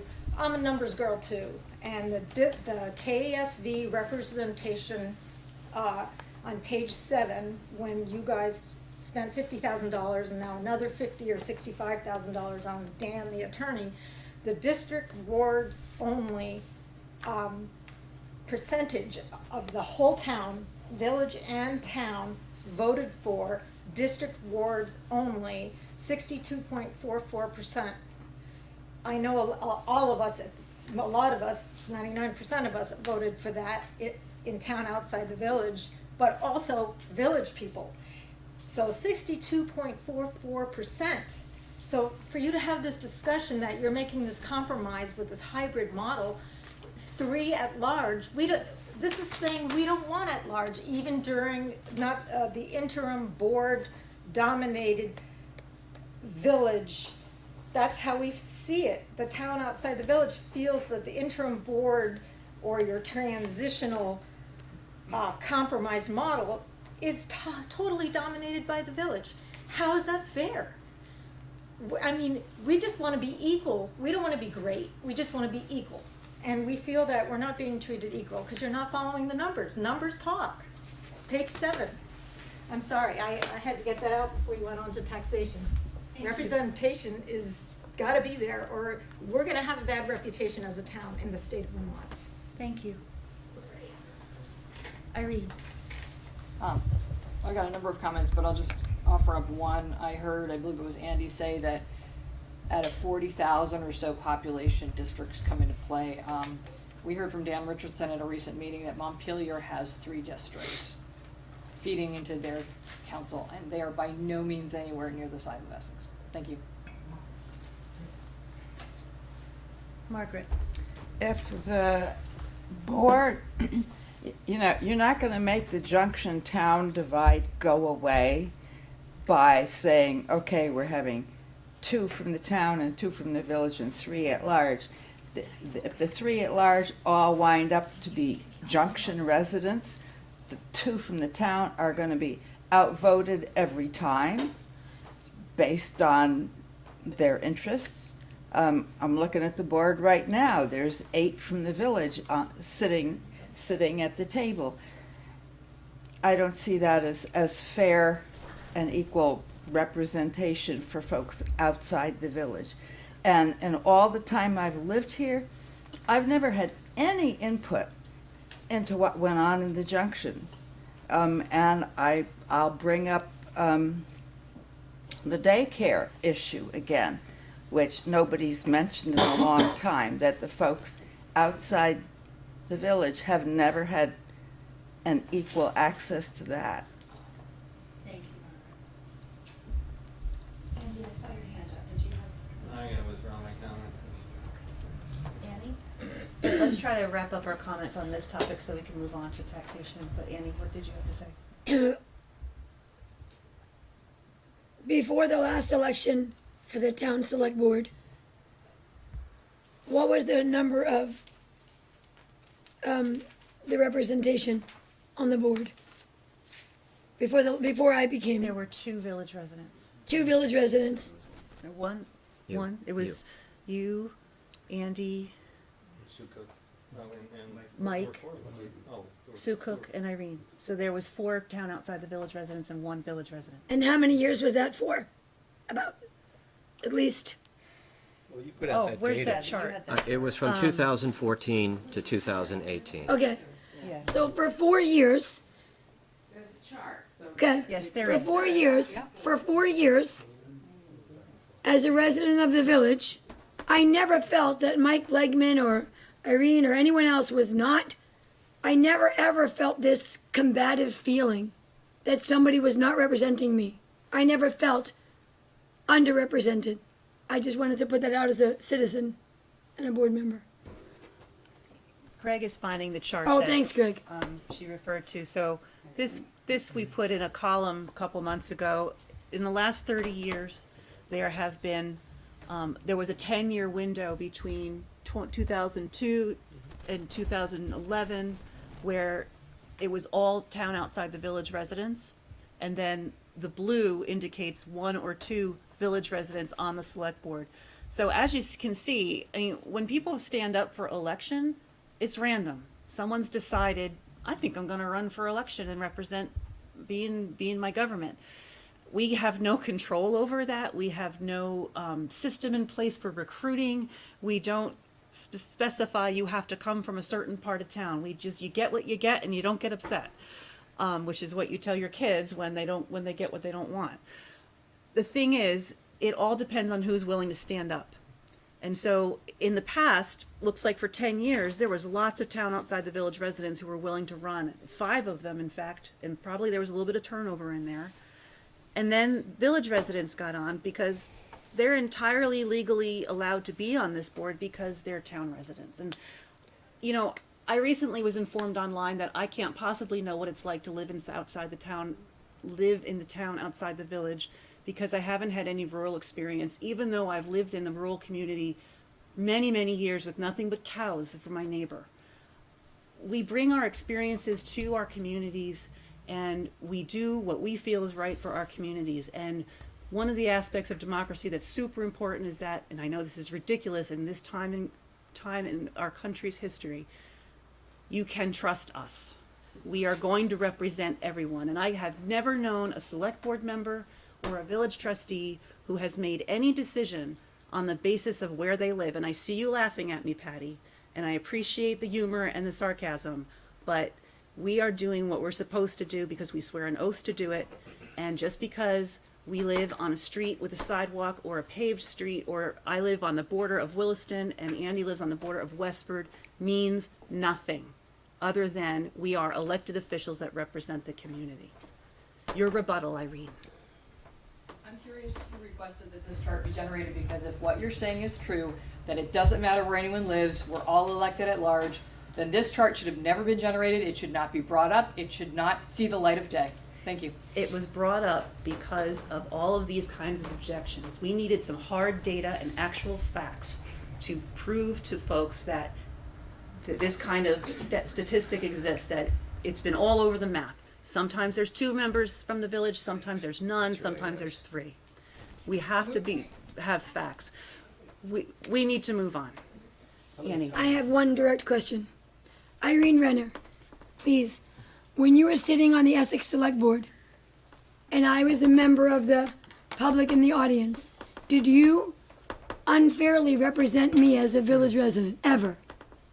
That was never my intent, but I also have never lived in the village, so I could not relate to some of the village concerns, such as being awakened by the train noise or being kept awake by the fair, in the same way that people who live in the village are. So it's one thing to empathize, it's one thing to talk to people who have experienced that and to bring that to the table, but there's something very different about actually living a lifestyle where you have cows or you are kept awake by the train, and that's the distinction that I was hoping to draw. I wonder how Bernie Sanders and Patrick Leahy and Peter Welch feel about this, because I'm pretty sure that none of them live in Brattleboro and none of them live in St. Albans, and yet they represent all 635,000 residents of the state of Vermont in Congress, and they do a wicked good job at it. See Patrick's hand up? Pat. Oh. Pat, you had a question or comment? I mean, there are a few things that come. I don't want to be too nitpicky about it, but just from a number perspective, from being on the board a year, honestly, off the top of my head, I don't recall. There's probably been 1 or 2, but I don't recall any votes that have been 3-2 where there have been favor of all village residents voted for something and the 2 outside the village residents voted against, or vice versa. Never seen I mean, I certainly, board members correct me if I'm wrong, but I don't believe in the year that I've been on the board that has occurred once. I've been on it 12 years, and I haven't seen that tribalism. Just haven't. No, I just wanted to mention, the audience, we've heard about the KSV survey and the results, and taking that into consideration. That was a survey that was to garnish information and, to help us proceeding forward. It's not, we're not locked into the results of that survey. As it was cited, it wasn't a Statistically significant. scientific survey. It was just open to anybody to weigh in. So to try and take that and say we're bound to that. No, we're not bound to that. That was information. That was just as anything, when you poll people and you try and get a feel, it doesn't mean you're bound to that. And and there's a lot of that, and there's a lot of that attitude of, we voted this way, we weren't heard, and people that just because you didn't get your way doesn't mean you weren't heard, and that it just bothers me that people don't understand that it's very difficult to hear that. Well, we are here to listen. And representation is tied to taxation too. It's not, if you want to, be able to vote in a community at large. If you lived in a community that's paying tax to the town and the village, you get to vote for both. If you're not paying a tax to both, you don't get to vote for both. On that note, let's switch to taxation. Okay. Good segue. Everyone ready? Yeah, ready. Hopefully We are we're going to ready. run through this. This will be much quicker. Sitting on my hands, so I don't raise them again. Okay. So this is our next proposal, which is a proposal about taxation. I put an important foreword here, which I wrote in red, in bold, and underlined. And the important foreword is, and I only put this in because, and it was great to see Al Nye come in, and who's doing a great job representing both the village and the town on the Chittenden Solid Waste District. And I totally respect his comments. But Al made a comment about, well, when you get your merger plan, then you need to identify who's going to get cut and the cuts you're going to make in order to, reduce the tax impact and everything.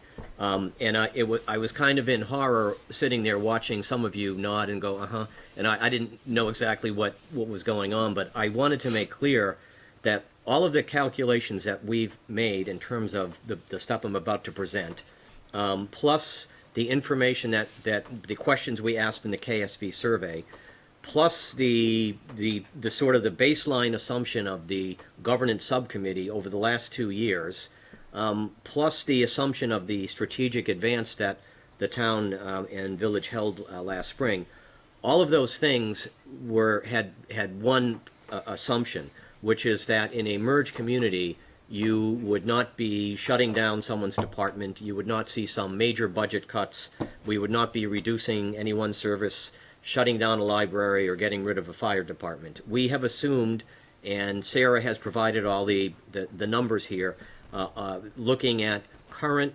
village and town general funds and other funds, looking at our current total expenditures and revenues, and bringing those together and then projecting them out for 12 years, okay? And if you had wanted us to come up, again, it's sort of like a districting thing. It would lead us into a minefield that we could do, but I don't know where we'd come out.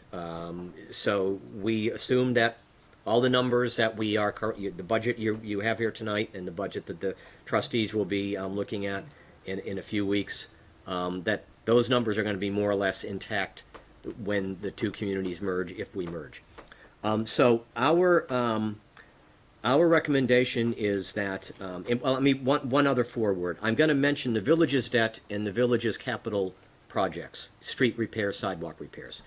I want to just mention that the town also has debt, and as you just mentioned, worked with tonight, the town also has capital project repairs. But since we all pay for the village and town all pay for the town's debt, and since village and town all pay for town capital projects, there's no need to figure out how to move those around. They would just stay with the newly merged community. But the question is, what do you do about the village's debt, village's capital projects, and other village expenditures? Okay. So first of all, our first recommendation is that the transitional charter would designate the village as a debt assessment district. So the village right now has about $2.8 million in debt. That debt would stay with the village. It would not be transferred over into the new town general fund. It would stay with the properties in the village that were there when the debt was taken on. That's okay. a law. That's a law. Well, unless we specified by charter to do something else, but otherwise the debt has to stay with the. So that's one thing that we're recommending, and I think we would probably definitely. I kind of separated it out because I think we definitely want to do that. Yep. And then we are giving you a menu of other things that you could look at. The two boards can look at to reduce the impact of reconciling the town and the village general fund budgets. First, and you can take one or all of them. First one, and I think the most important one, is the village would also be designated as a tax reconciliation district. We might want to come up with a fancier name. That was a name I came up with. Maybe Dan will recommend something else.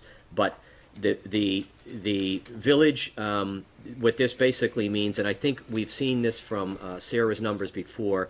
This means that the difference in the village general fund moving into the town general fund would occur gradually over a period of 12 years. And the total impact would be approximately $26 per year for the average town home outside the village. So that's one mechanism. And then some of the other mechanisms that we looked at was to designate the village as a sidewalk district.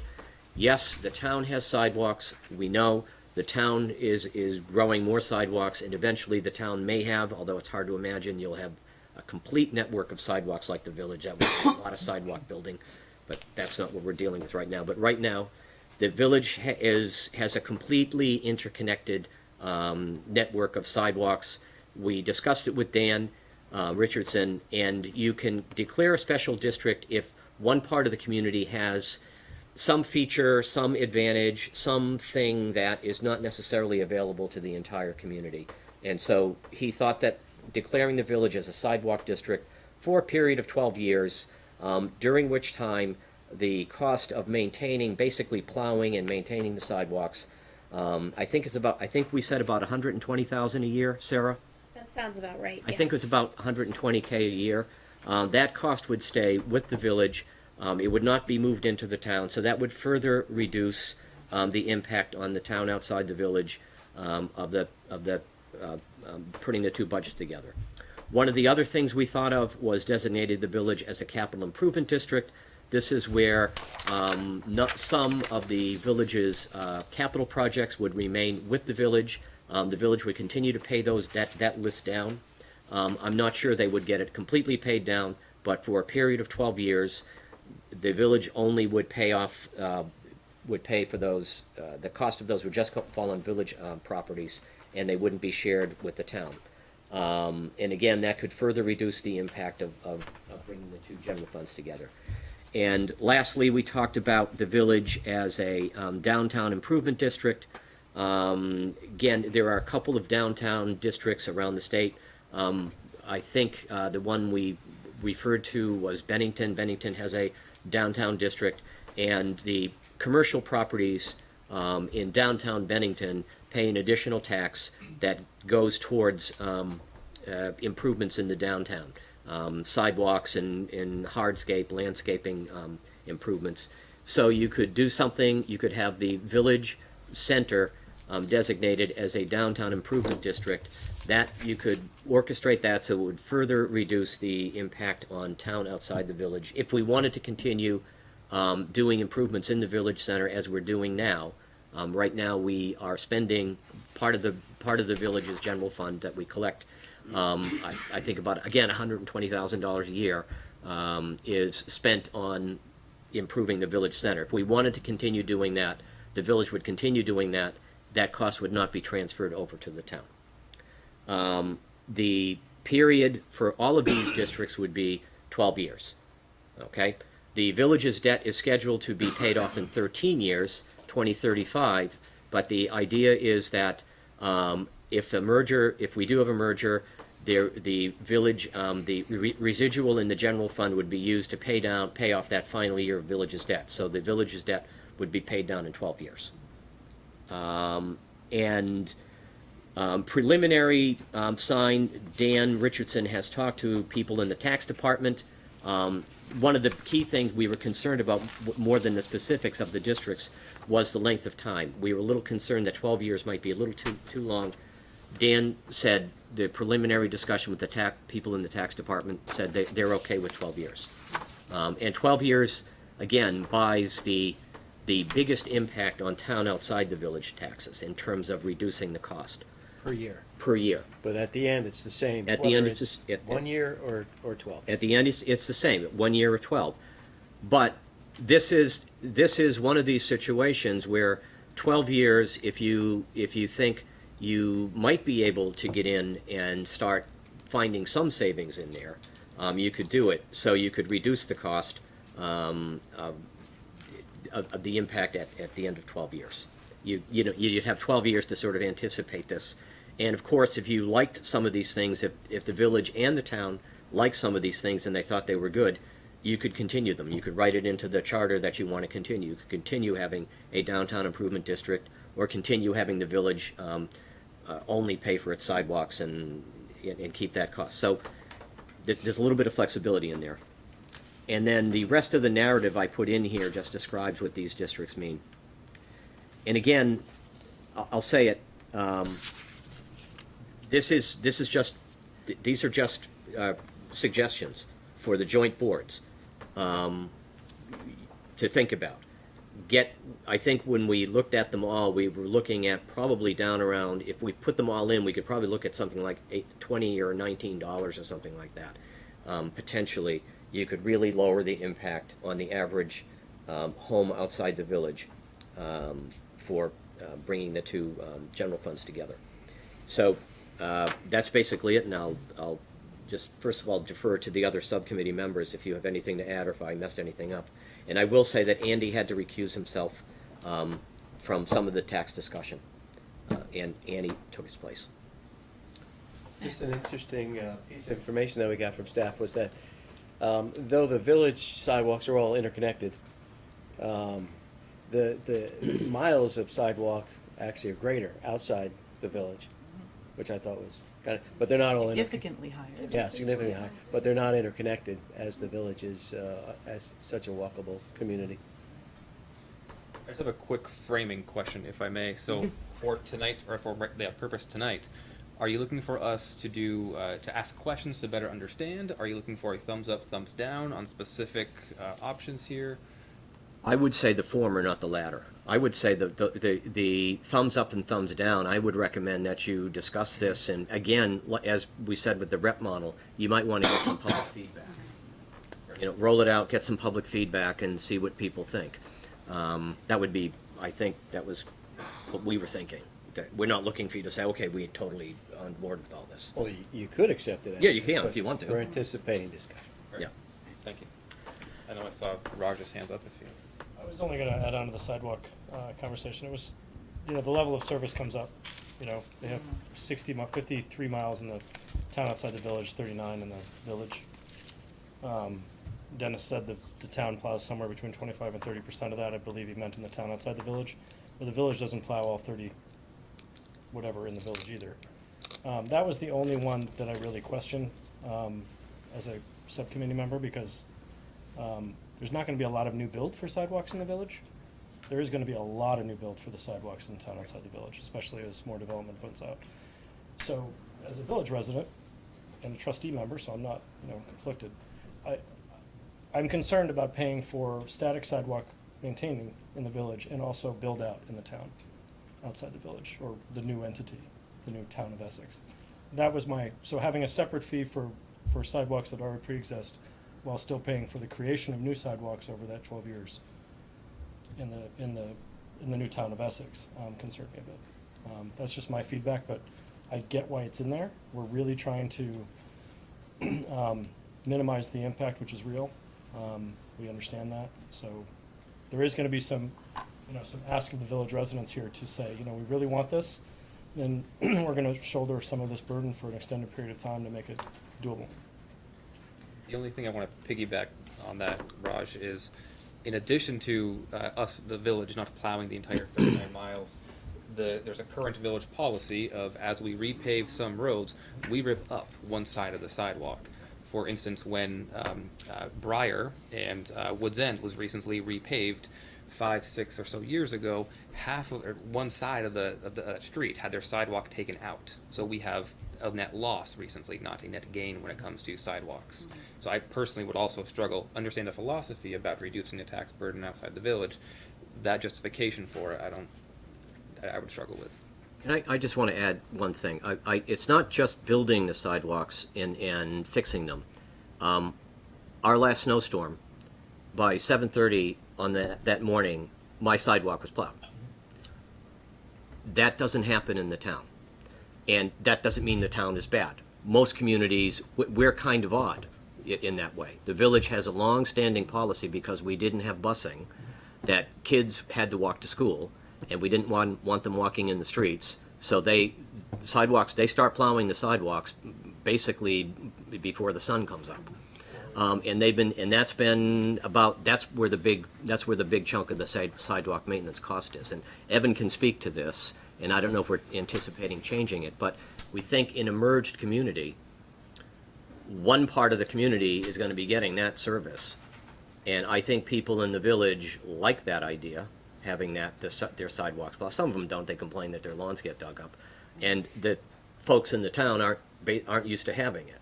So is that policy going to continue in a newly merged community? Is the merged, unified government going to continue to want to make that expenditure? So for 12 years, folks in the village would say, we're going to continue having that, and the town can figure out whether they want to do that too, or what they want to do, or maybe we don't need to keep, since kids aren't being bused anymore, but you'll have 12 years to figure it out. Yeah, I guess I was just speaking to, I think the pressure is on. Right. In the areas of, especially the areas of the town outside the village, the border of the village. Right. To increase that service. Right. That's where, for instance, in social media, when you see that the sidewalks aren't plowed, because most of the comments are coming from newly awakened Yes. sidewalk walkers. Yes. Yes. Who are dealing with a different school model. Our board just got a petition from a neighborhood saying, please plow our sidewalks differently and more often, so, Andy. One of the things that Dan Richardson actually suggested when we were talking about this was that you don't just limit it to the village. You could consider any boundary for this sidewalk district. It would certainly impact the service you can provide, or how much you have to charge for it, or whatever. But it doesn't. Dan said, you could. Other neighborhoods could join if in the whole question of, okay, if you're connected and all that, and that's another consideration, is to make it. But I know my sidewalk didn't get plowed until 9:30, right? I know, because I was out there with my snowblower when he came by. Evan. Just quick.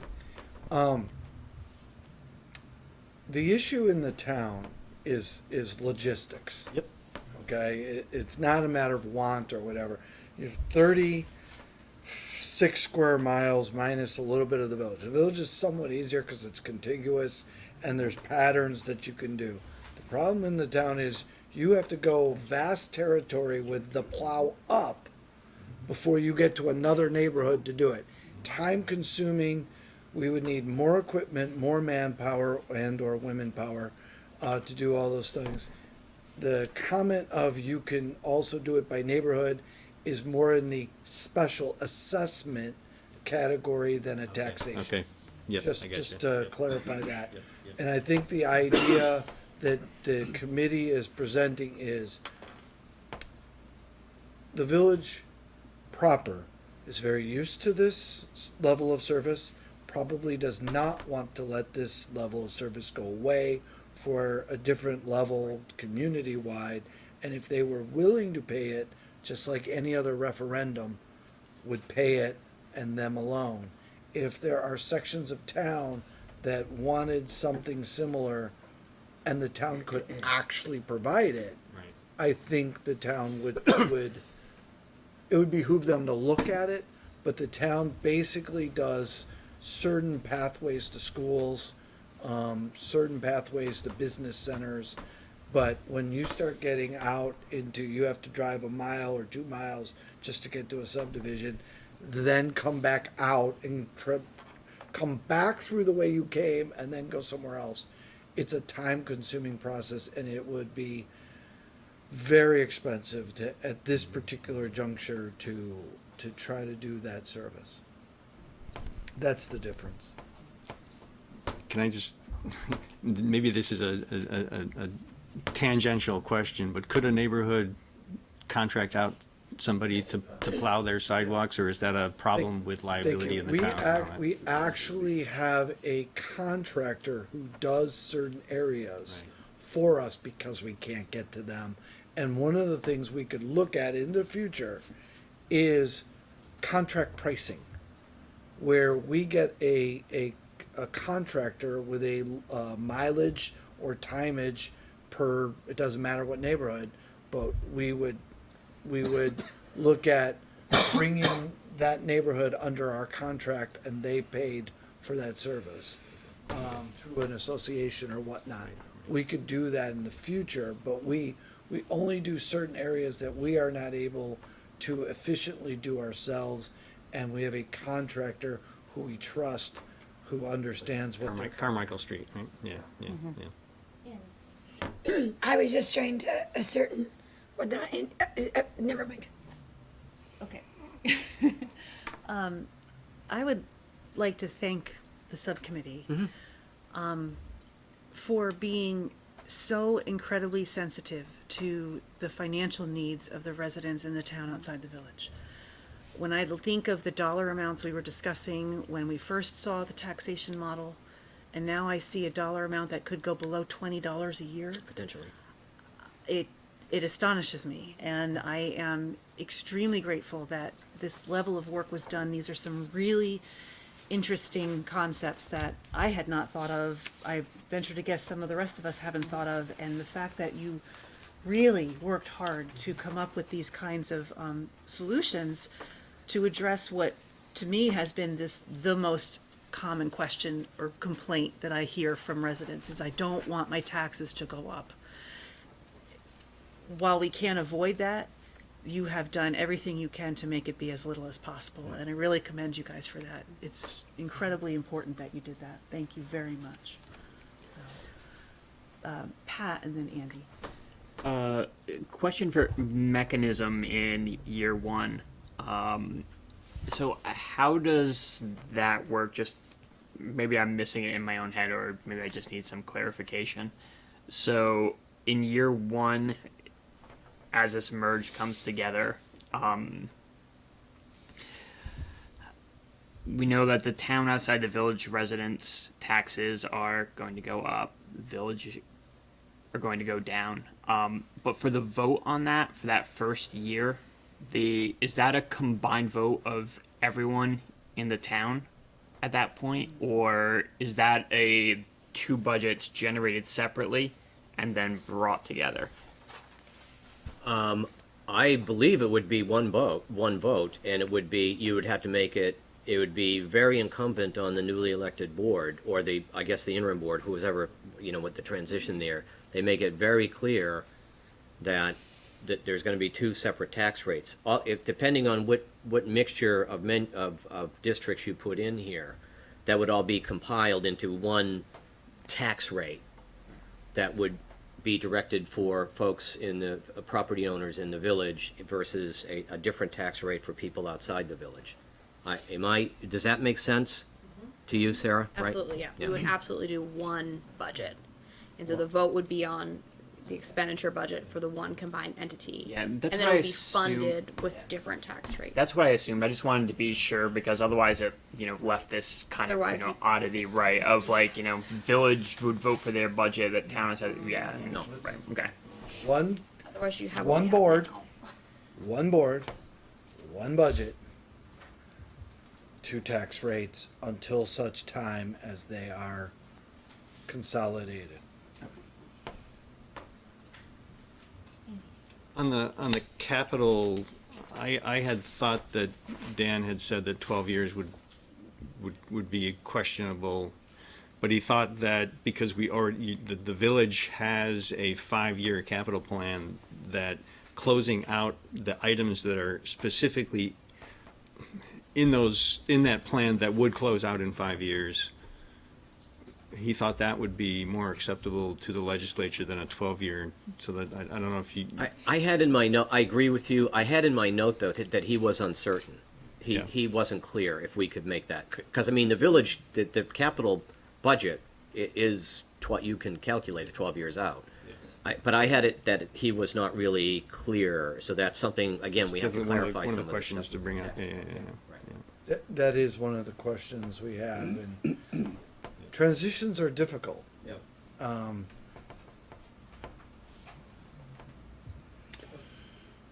of what we tried to do was align as many of these dates and timeframes as we could. Yeah. Not for your, not saying this for you necessarily or there, but not to have too many different deadlines, 3 years, 5 years, 7 years, 12 years, we're trying to keep everything. No, I was just gonna comment just briefly about transitions interviews, talking about budgets and the tax implications and such.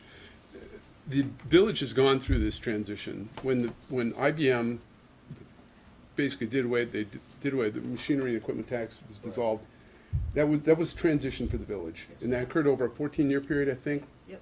And, you survive it, you work through it.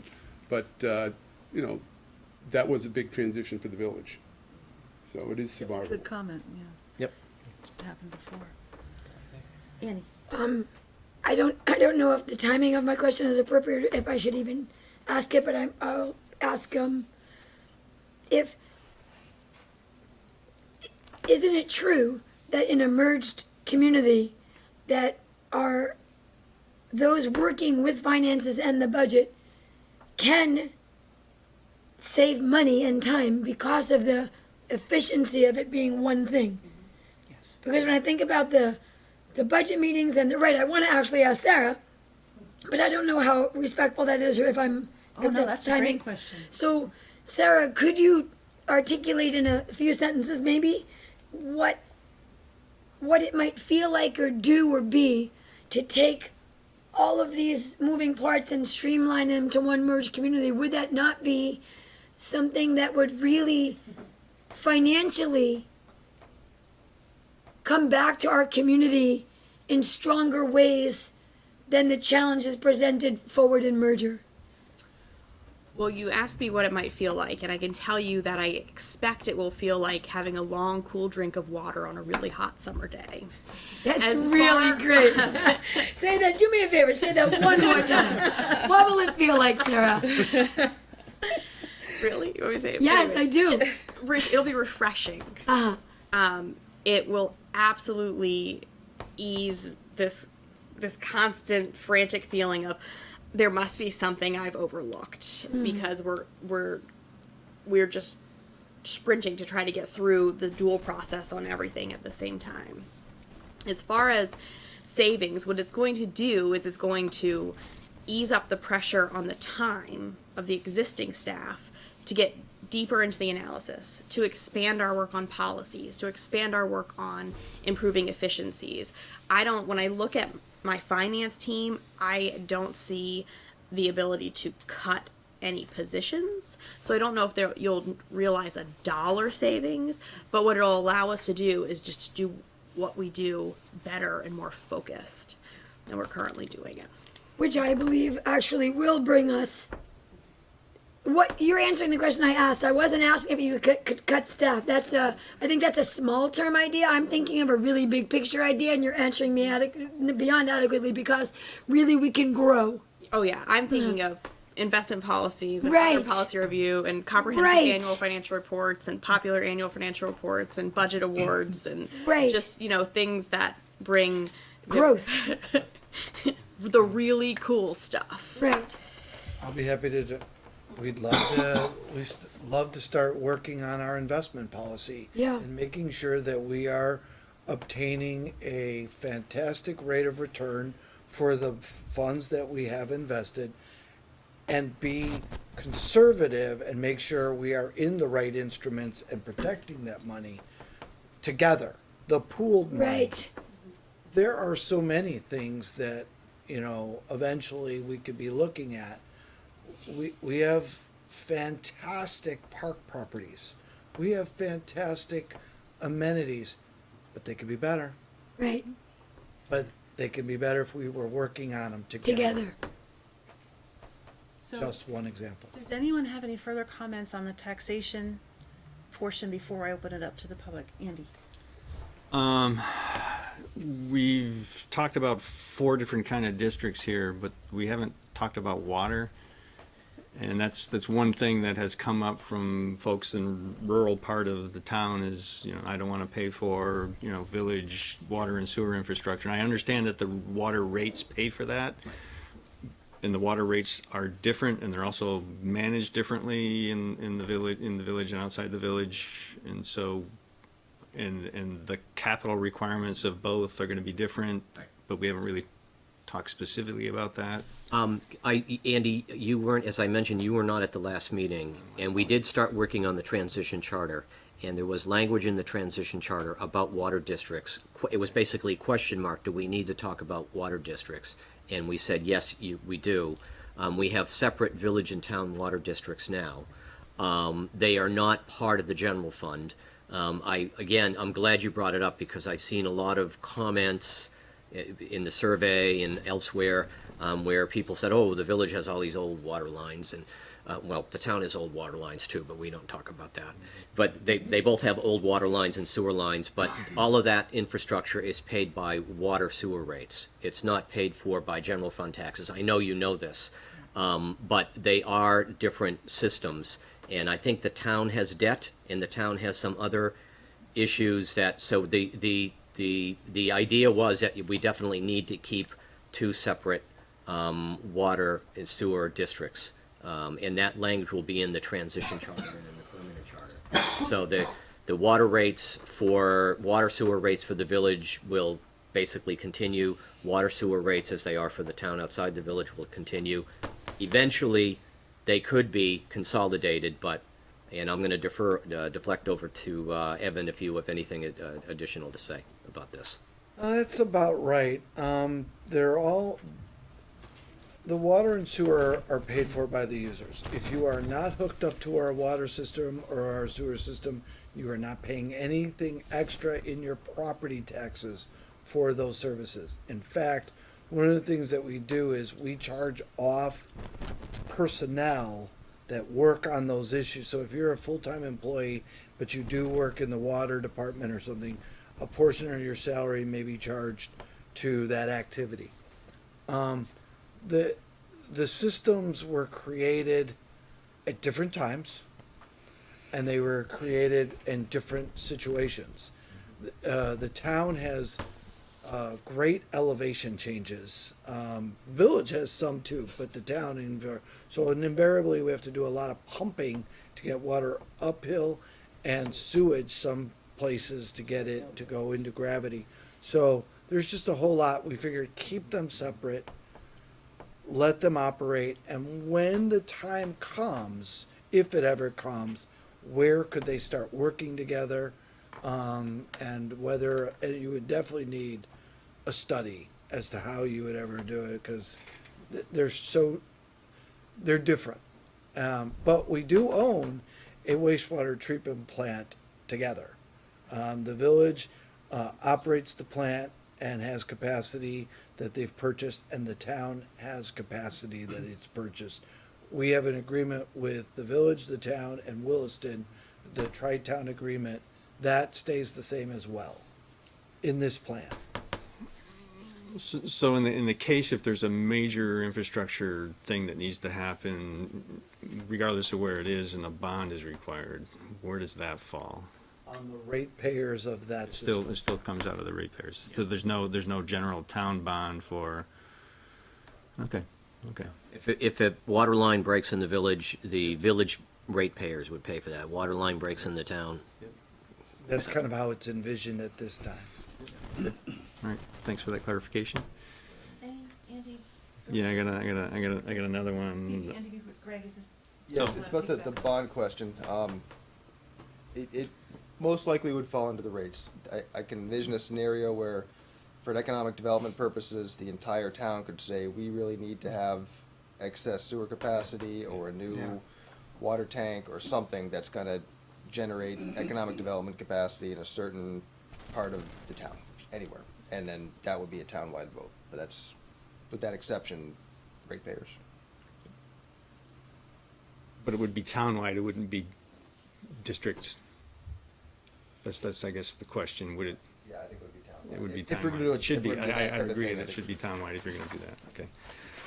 And my other question has to do with tax stabilization agreements. I'd asked the question earlier and it came to light, or Sarah passed on this comment that the Essex Junction tax stabilization policy says that tax stabilization agreements expire in case of merger. I would disagree. I would very respectfully disagree with that because I think that could wind us up in court. I think if someone has signed on to, a developer has been given a tax stabilization, I think they would be required. Keep in mind, these are 5 years.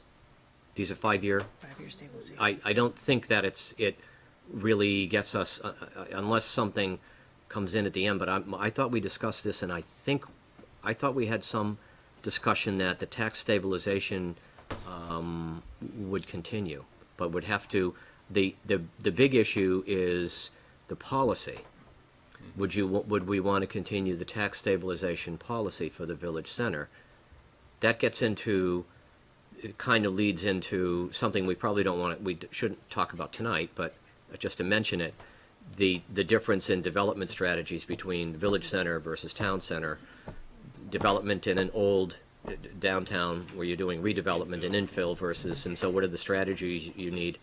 I don't think we want to have that discussion tonight, but I don't know that tax stabilization would immediately end. So the policy, the trustees' policy says that any tax stabilization agreement entered into pursuant to this policy after December of 2006 shall terminate upon the merger. Oh, and/or okay, sorry, dissolution. then I misspoke, So sorry. it's right in the policy. Whether or Okay, not sorry. that's legal. Okay.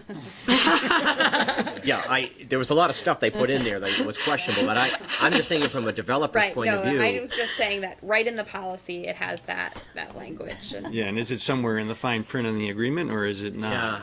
Yeah, if But some this developer is has a geared his question whole that- development for in a that loan and really everything. ought to And talk maybe a little about. bit in, And also to talk about, does the new board need to,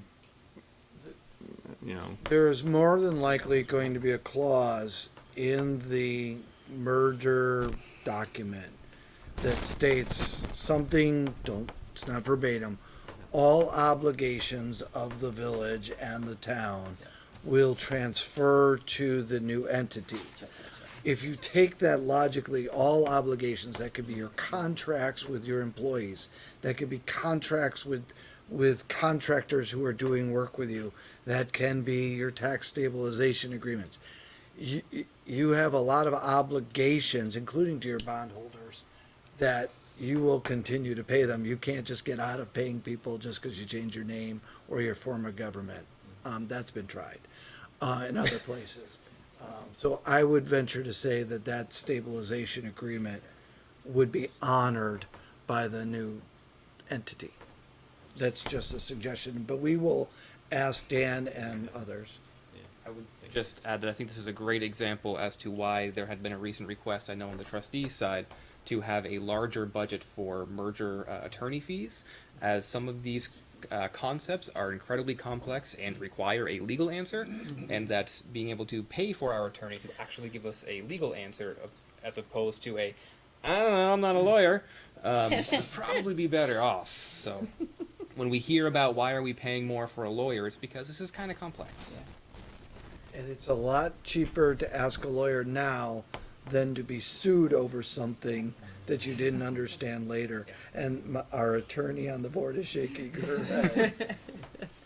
Sorry if we're keeping your profession from, getting some billable hours. Does anybody else have any questions or comments on the taxation portion plan that the committee has presented? Okay. Margaret, you've been waiting. Ken has his hand up. This is probably a really simple Sarah question. This chart says that, say the first year, the outside will go up $29. The second year it'll go up 41 plus the 29. No, that's so that 29 And the is next year it will be 41 plus 41 plus Correct. 29. Regardless of which model is chosen. Right. The overall change is approximately $330 increase outside the village and a $470 decrease inside the village. If we did it in 1 year, it would be that, and then done. If we spread it out over. Yeah, but all I'm yeah. saying is that it's not $41 over the starting salary, it's $41 over the additional $29. That's the addition, that's the new, that's every year taxes will go up. Every year you start from this- that and go up again. Right, will go up this amount So- just as a result of merger. So year 2 is 29 plus 41. Not necessarily. So, let's say your taxes were 0 to start off with. We wish, right? And so then in year 1, your total tax bill would be the 29, and then going into year 2, your total tax bill would be 40, 30, 70. Oh, And wait a then minute, in year you what? 3, It would, I'm sorry, I didn't hear you. if you started in year if you started with a baseline of 0, if your taxes were 0. And you were, I see you're looking at the 7-year transition. It doesn't matter, Okay. either, But just either for- way. So that we're using the same numbers. Okay. And then in year 1, your increase is gonna go from 0, your increase is gonna be $29, so from 0 to 29. Yeah. And then in year 2, your increase is gonna be from 29 plus 41, which we decided was Right, what, 70. So that's what I'm saying, so Yeah. each year it's not just 41, it's plus all the other years rolled in. So by the time you get to the end, It's it'll the be the $330. $230. Right. But each year, it's not just $41. Right, and once we implement this, it won't just be this. This is Because just there'll be the annual budget increase Right. as well. correct. Yeah. And this So- doesn't factor in any grand list growth either, so that we can really have a really simplistic, like, so we can pinpoint one thing to talk about instead of all the things. Right. Mhm. Now, and so I'm just saying that year 1 is 29 and year 2 is 29 plus 41. Yeah, I And mean- year 3 is 29 Yeah, plus but you're 41 in the plus 8-year. 41. Right, for the 7-year one or the. So, Mhm. But if you look at the 12-year, it's less. yeah, it's still, But the it's total still is the same. 11 plus 24, plus another 24. Yes. Plus, every year it's an additional, so it's charts a little deceptive. Well, I appreciate your feedback. There is a note on the very bottom that mentions that, the total Yeah. change. Well, I is just the wanted same. to ask Yeah. if I was reading that No, correctly. you are. Mhm. Okay, thank you. Sorry to take so long. Ken, you had a question? Yes, well, along the lines of Margaret, yes, the way you express that is kind of important. Whatever number it comes out to be per year, you don't want to say it's that amount per year. You want to say it's that amount per year for 12 years. That may sound a little bit confusing, but at least it's technically accurate and will raise the question, what do you mean by that? Instead of thinking it's going to be just, $25 or whatever the number is. That, I think, is a better way to express it in small number of words. 20 X amount per year for 12 years, or however many years it turns out to be. Thanks. I think if I can cut in, I think what I would say is you have a, whatever, $325 difference, and you will phase it in at a rate of $25 a year for 12 years. I think that would probably be the I would most, be fooled by that, thinking, it's just $25 per year. well, you're increasing it, but you're ultimately gonna wind up with the reconciling the $325 difference. Yeah, but I hear you say $25 per year, and I'm kind of focusing on that, and anybody logically would, I think. Okay. Irene? Is there any chance we get a chart, depending on what number of years we settle on, that actually has the cumulative amount as it goes out in the future, so that the town outside the village would actually land on 340, and the village would actually land on minus 475, so people could really plan for what that I think this chunk is of money just an will be. interim explanation from a subcommittee meeting. There will be more materials in the future that are explanatory and clear for everybody, but this was, something for the purposes of a recent governance Good input, subcommittee though. meeting, right? So we will do our very best to be as clear as we possibly can. Okay, unless anyone has any further questions about either plan, can we just talk briefly about next steps? And then we have one more agenda item to take care of. So, George, you had said that these two plans are listed on the agenda to language about representation and taxation for discussion with state legislators. So Yes. we are having a visit from almost the entirety of our delegation to the State House, if the RSVPs are accurate, to talk with them and answer their questions. They're coming to ask us questions. What are you doing? What's going on? How's it going? So we want to be able to present these draft plans to them. Mm-hmm. And these are not set in stone. This is the beginning of the outreach period, basically. And we're starting with our legislative delegation. Is that accurate? Yes. Okay. And then if there's any further questions, like Andy suggested, or someone suggested, get them to George and Max for when you go to talk to legislators at the State House. Right. And I would do that soon because this Thursday, I did ask Ann to ask Dan to begin working on setting that up. Okay. And I think it would be the chair or the appropriate people associated with the Gov Ops Committee in the legislature. And, I don't think. House and Senate? Both of them? I would just assume House. I don't know. I'm going to leave it. I'm going to leave it to Dan, who's the expert on that end of the spectrum, to decide for us. But we're going to be discussing it on Thursday, and I don't know if we'll have a date set up. And I don't know when it could be. And I would also mention that the four of us will talk about who's going to go. It could be all four of us. It could just be one of us. But I would assume it's also an open meeting. I don't think we wouldn't be meeting in closed session, so other people could come and join us.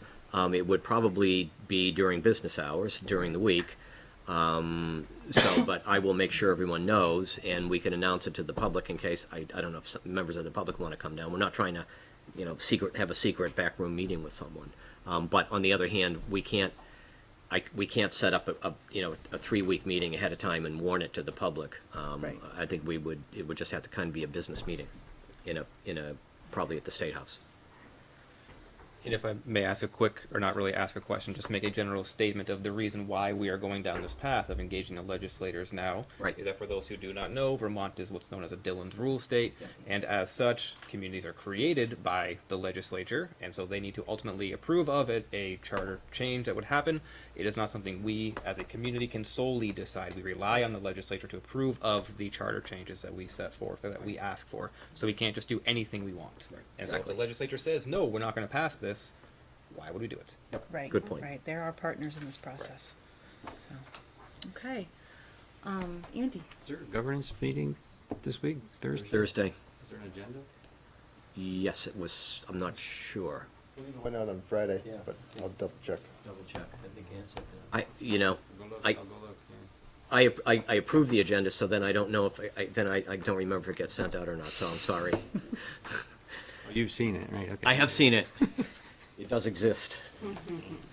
So the only other action item on our agenda is to approve minutes. Greg, is that for both boards? That's for both boards, and speaking of action, if both boards can authorize the governance subcommittee the boards to talk about this language that we've talked about today for representation and taxation, just so the governance subcommittee can go to Montpelier and say, yep, our boards have authorized us to talk about this. It's not necessarily a vote of approval. This is what it's going to be, just a vote of talking about it. Okay, so I'll make a motion that the select board approve that the governance subcommittee visit the legislature to discuss the plans for taxation and representation. As presented. As presented. Second. Thank you. Any further discussion? All those in favor, please say aye. Aye. And from the trustees? I would make the same motion, just replace the select board with trustees. Second. Any further discussion on the motion? All those in favor signify by saying aye. Aye. Anybody opposed? Thank you. All right. So I have verified that there was an agenda went out on Friday. I was just totally preoccupied with the rest of my life. Understood. last week. Absolutely understandable. So, Select Board, would any of you like to make a motion to approve the minutes of the last joint meeting? So moved. Second. Thank you. That's January 14th, 2020. January 14th. Any further comments? Yeah, just the one, I wasn't at the meeting, but it's select board policy that the only reason you can recuse yourself is conflict of interest, so I will vote even though I wasn't there. Thank you. No need to clarify, but we appreciate it I anyway. think the Secretary of State said that's fine. All those in favor, please say aye. Aye. Trustees? Move we approve the minutes from last meeting. Second. Any further discussion on the motion? All those in favor signify by saying aye. Aye. Anybody opposed? Thank you. You want to do the reading file? And reading file, any board member comments? George was not here for the vote, so. Oh, yeah, George wasn't here for your minutes, so just so you Oh, know. well. We have Oh, quorum. well. anyways. You still have a quorum. Government goes on. That's Sorry, okay. George, you missed a vote for Say the aye minutes. real quick. Aye.